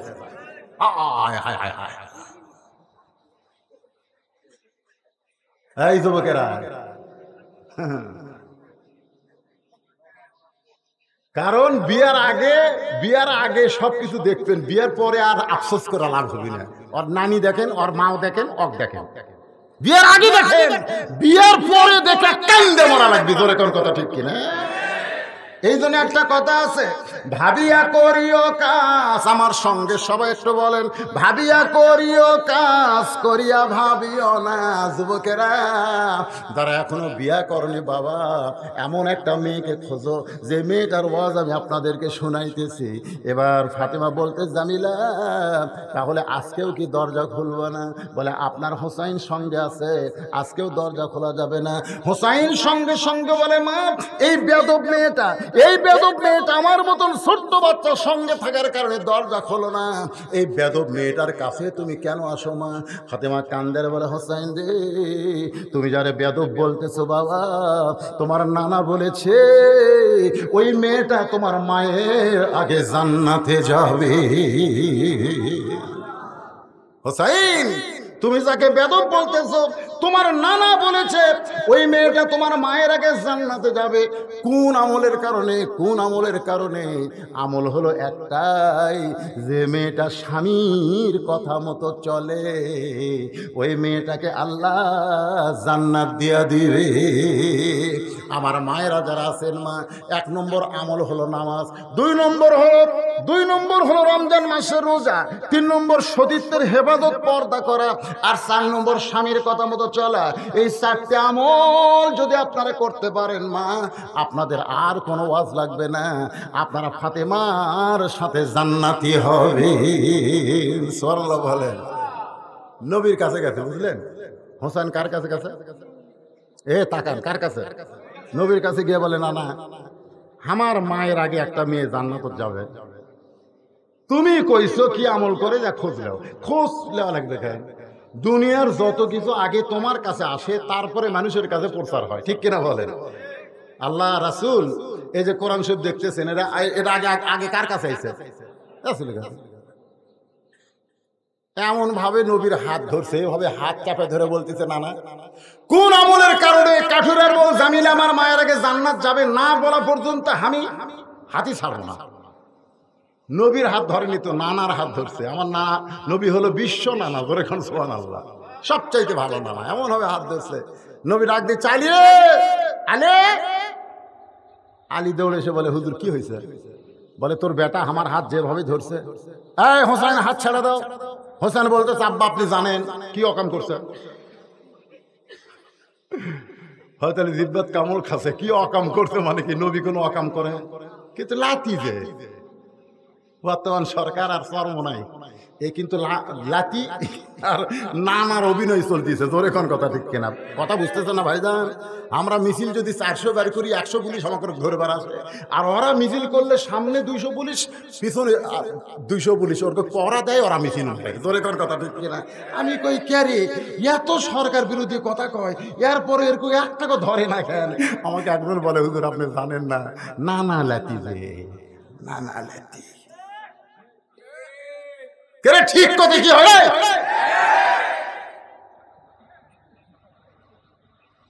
ও শেষ করবো 12টা বাচ্চা, কিন্তু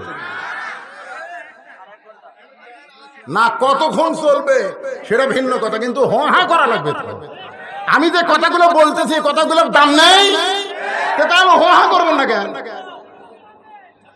ও কাম করছে, নবীর কথা বলতেছে। কি অকাম করছে আব্বা জানেন? নবী মুসকে মুসকে হাসতেছে, কারণ এই তো নবী হিসাবে কয় নাই, নানা হিসাবে কয়। হযরত আলী বলে, হোসাইন কি করেছে তোমার নানা? বলে, কাঠুরে রওজা মিলে আমার মায়ের আগে জান্নাতে যাবে। এই কথাটা নানা কেমনে বলে? আল্লাহ রাসূল বলে, আলী রে তুমি বলে দাও কোন আমলের কারণে ওই কাঠুরার বউ জামিলা ফাতেমার আগে জান্নাতে যাবে। আলী বলতে, হুজুর আপনি কিন্তু নিষেধ করেছিলেন। আল্লাহ রাসূল বলে, আলী আজকে বলার হুকুম দিলাম। ফাতেমা দৌড়ে এসে স্বামীর হাতটা ধরে বলতেছে, তাহলে কাঠুরের বউ জামিলা আমার আগে জান্নাতে যাবে, এটা কি আপনি জানেন? বলে, আমি জানি না, আল্লাহর নবী আমারে জানাইছে। ফাতেমা বলে, তাহলে কেমনে? রাসূল বললেন, শোনো ফাতেমা, তোমার কি মনে আছে একদিন দুপুর বেলায় তুমি একটা ওড়না এনে আমার হাতে দিয়ে বললে, স্বামী গো আজকে 2 দিন হলে হাসান হোসেন না খেয়ে কাঁদতেছে, ঘরে খাবার কিছু নাই, আপনার হাতেও টাকা নাই, এই ওড়নাটা বিক্রি করে যেই টাকা হবে সেই টাকা দিয়ে সামান্য খাদ্য কিনে নিয়ে চলে আসেন। আলী বলতে, ফাতেমা তোমার ওড়না নিয়ে যখন বাজারে যাই, ওড়না তখন আমার জামার পকেটের মধ্যে ছিল, আমি জামার পকেটের ওড়না বের করার সাহস পাই না, কারণ বের করে যদি বিক্রি করতে চাই আর খরিদ্দার যদি জিজ্ঞাসা করে ওড়না কার, আমি যদি বলি আমার বউ ফাতেমার, তাহলে খরিদ্দার মনে মনে চিন্তা করবে যে স্বামী বইয়ের দিনেই বেচা খায়, সেই স্বামী হলো দুর্বল স্বামী। ও ফাতেমা, আমি তোমার ওড়না পকেটের মধ্যে নিয়ে বাজারের মধ্যে যখন ঘুরতেছিলাম, বিক্রি করার সাহস পাচ্ছিলাম না, এমন সময় এক খরিদ্দার আমাকে সালাম দেয়, বলে, আলী ভাই আমার মনে হয় আপনি কিছু বিক্রি করবেন। আমি আলী চমকে গেলাম, আমি বিক্রি করব তুমি কেমনে জানো?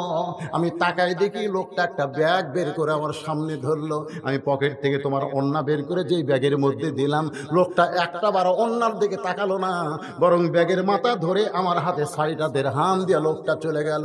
ও ফাতেমা, ওই 6টা দিরহাম নিয়ে আমি খাবার দোকানে গেলাম, দোকানদারকে বললাম, ভাই এই 6টা দিরহামের যতটুকু খাবার হয় ততটুকু খাবার দাও, আমার হাসান হোসাইন ক্ষুধার জ্বালায় কাঁদতেছে।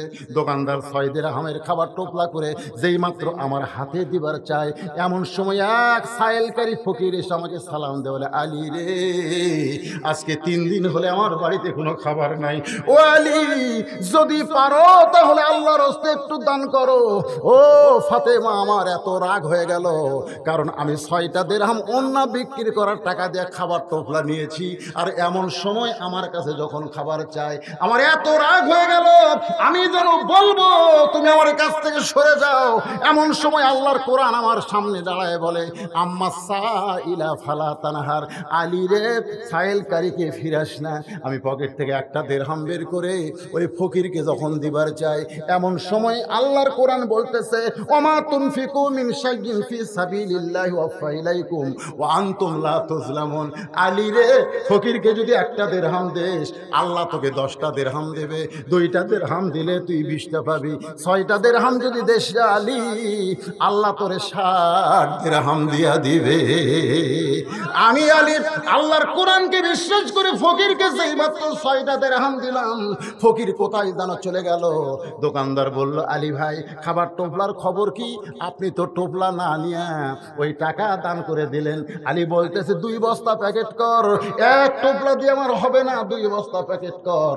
দোকানদারকে 2 বস্তা প্যাকেট করতে বলে আলী বলে, ফাতেমা আমি বাজারের মধ্যে ঘুরতেছিলাম আর মনে মনে বলতেছিলাম, আমার আল্লাহ তো মিথ্যা বলবে না, আল্লাহর ওয়াদা সত্য, ইন্নাল্লাহ ওয়াদু হাক্কুন, আল্লাহর ওয়াদা হলো সত্য, এই বিশ্বাস করে বাজারের মধ্যে ঘুরতেছি ফাতেমা।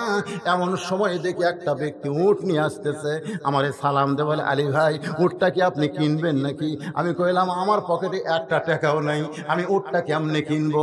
উটওয়ালা বলতেছে, 100 দিরহামে বাকিটা উটটা কিনেন, বিক্রি করে আপনি টাকা দিবেন, সেটাও কি পারবেন না? আলী বলে, ফাতেমা রে এই সুযোগ আমি হাতছাড়া না করে ওই উটটা 100 দিরহামে কিনে উটের বাজারে যখন নিয়ে গেলাম, চারিদিক থেকে খরিদ্দার আমাকে ঘিরে ধরে বলতেছে, আলী ভাই এই উটের ব্যবসা কবে শুরু করলেন? আমি কইলাম, কবে শুরু করি আর যখনই করি সেটা বিষয় না, উটটা তোমরা নিবা কিনা? এক খরিদ্দার কানে কানে বলতেছে, উটটা আমার পছন্দ হয়েছে, আপনাকে 160 দিরহাম দিতে চাই।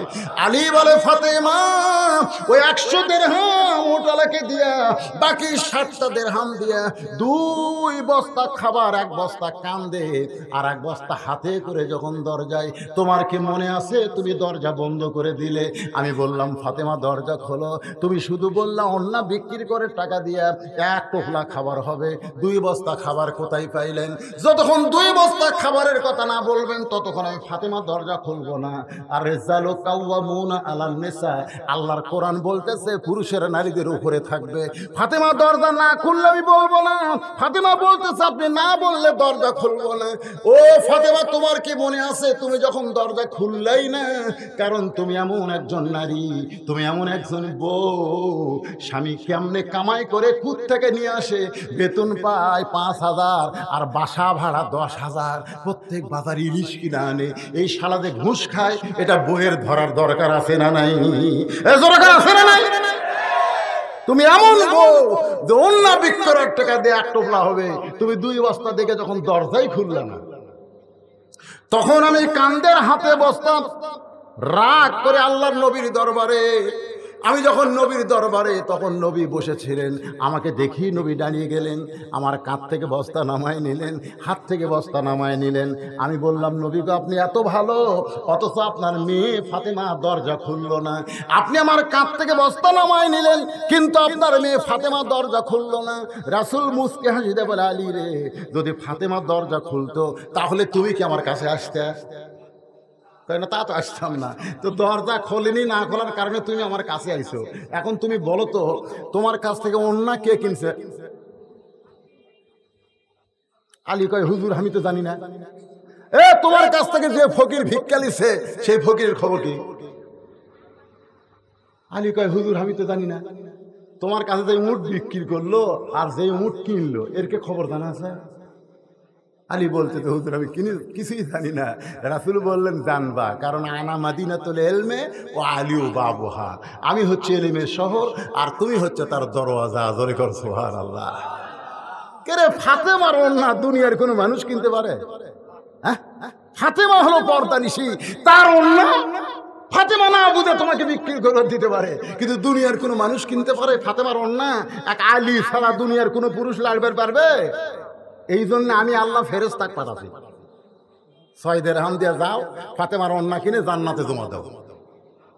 ফাতেমার ওন্না জান্নাতে আছে, নবী বলতেছে ওই 6 দিরহাম তোমাকে দিছে। তুমি যখন খাবার কিনবার গেছো তখন আল্লাহ তাআলা বলতেছে, আল্লাযী খালাকাকুম। আল্লাহ সূরা মুলকের মধ্যে বলতেছেন, তাবারাকাল্লাযী বিয়াদিহিল মুলকু ওয়া হুয়া আলা কুল্লি শাইইন কাদির, আল্লাযী খালাকাল মাউতা ওয়াল হায়াতা লিয়াবলুয়াকুম আইয়ুকুম আহসানু আমালা। জোরে কর সুবহানাল্লাহ। আল্লাহ কয়, ফেরেশতা যা ওই 6 দিরহাম লিয়ে আয়। ফেরেশতাকে আল্লাহ 6 দিরহাম দিয়ে হাসান হোসেনের খাবার কিনতেছে। আল্লাহ বলতেছে, যারা আমার বান্দা হবে তাদের কাছে সন্তান আগে না, দুনিয়া আগে না, তাদের কাছে আল্লাহ আগে। জোরে কর সুবহানাল্লাহ। লিয়াবলুয়াকুম, পরীক্ষা হবে, পরীক্ষা। দেখি আজকে পরীক্ষা আলী কাক ভালোবাসে। ফেরেশতা ফকির হয়ে তোমার কাছ থেকে 6টা দিরহাম নিয়ে গেছে। ওই 6টা দিরহাম যখন নিয়ে যায়, ফেরেশতা কান্দা দেখে আল্লাহ কয়, কান্দিস কেন? বলে, আল্লাহ সন্তানের জন্য খাবার কিনবার চাইছিল আর সেইটা ফকির হয়ে নিয়ে আসলাম।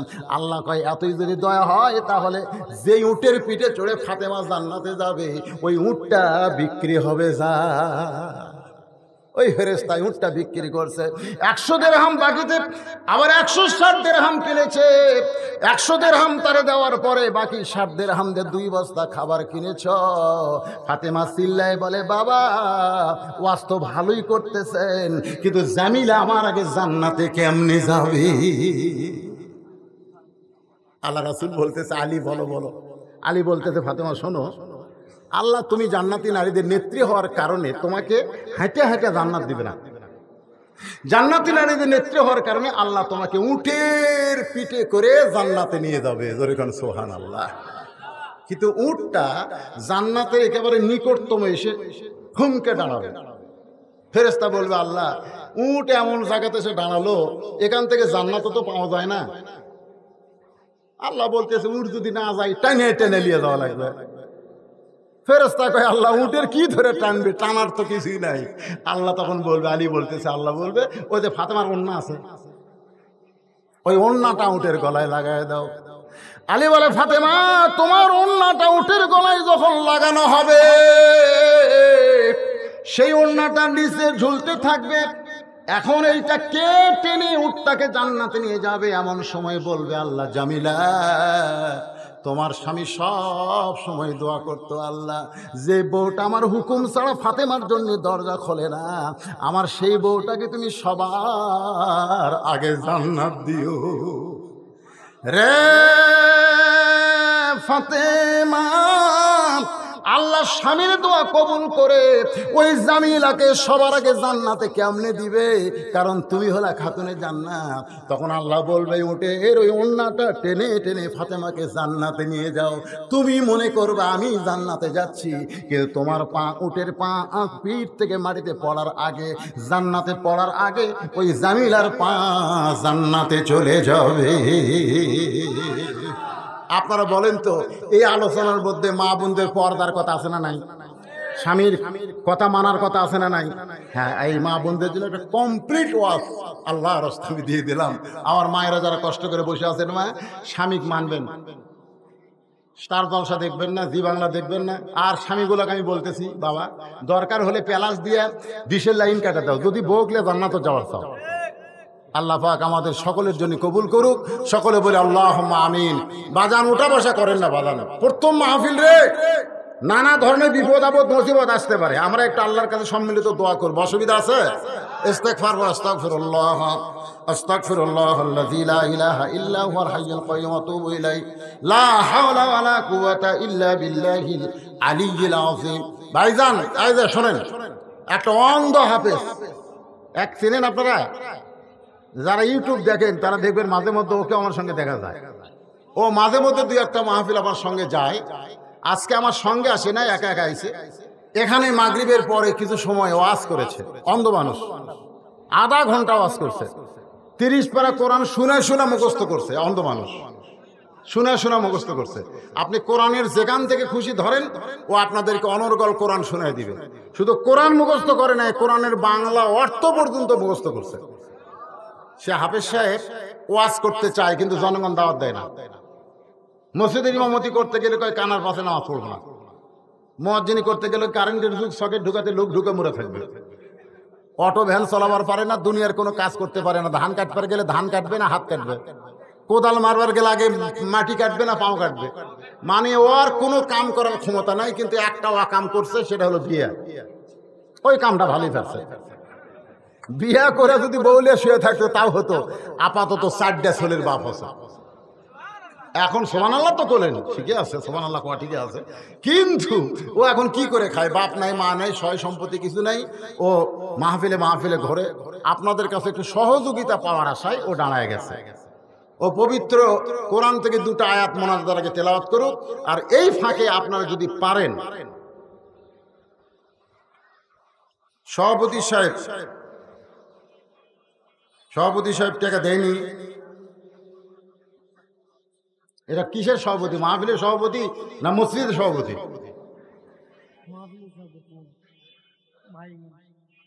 আপনার কথা বলছি স্যার, হ্যাঁ দিবেন তো? দিবে। এই মাইকটা ঠিক করে দাও। বসে উঠলেন কেন আপনারা? বাড়ি যাবেন? বাড়ি যাওয়ার গ্যারান্টি আছে? তাহলে আশ্চর্য কথা, উঠে দৌড় দেয় রে। মাঝখানে আজরাইল যে খাড়া হয়ে আছে, এই মাইকটা চালু করে দাও। খুব সংক্ষেপে বলছি। আসসালামু আলাইকুম ওয়া রাহমাতুল্লাহি ওয়া বারাকাতুহু। আউযু বিল্লাহি মিনাশ শাইতানির রাজীম। বিসমিল্লাহির রাহমানির রাহিম। আল্লাযীনা জা'আলুল কুরআনা 'ইযীন ওয়া রাব্বিকা লানাস'ালান্নাহুম أجمعين عما كانوا يعملون صدق الله العظيم। সম্মানিত ভাইরা, আপনারা অনেক মানুষ আছেন, আমি একটু অন্ধ হাফেজ, আপনারা যে যা পারবেন এই রুমালটা আমি দিলাম, আপনারা সকলে এই রুমাল একটু আমাকে একটু সবাই আদায় বাদায় করে দেন।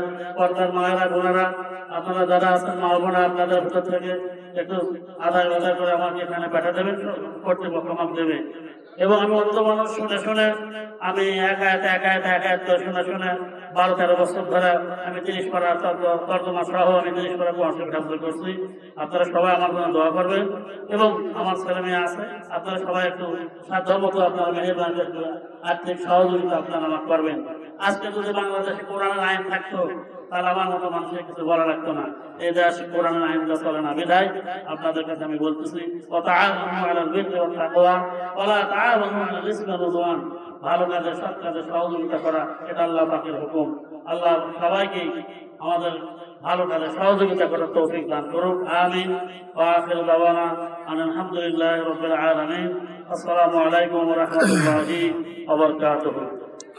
اللهم صل على محمد وعلى ال محمد كما صليت على ابراهيم وعلى ال ابراهيم انك حميد مجيد اللهم بارك على محمد وعلى ال محمد كما باركت على ابراهيم وعلى ال ابراهيم انك حميد مجيد। আজকের মাহফিলের সম্মানিত সভাপতি ভাই কিছু বলবেন আপনি জনগণ? শেষ কথা বলবেন না? আচ্ছা, আল্লাহুম্মা আমিন। আল্লাহুম্মা আনতাস সালাম ওয়া মিনকাস সালাম তাবারাকতা ইয়া যাল জালালি ওয়াল ইকরাম। আয় আল্লাহ তাআলা, কঠিন গরমকে অপেক্ষা করে কদ্দমাক্ত মাটির উপরে তোমার বান্দারা ঘন্টার পর ঘন্টা বসে আলোচনা শুনেছে। আল্লাহ মেহেরবানি করে আজকের মাহফিল আমাদের সকলের হেদায়েতের জন্য, নাজাতের জন্য, জান্নাতের জন্য কবুল করে নাও।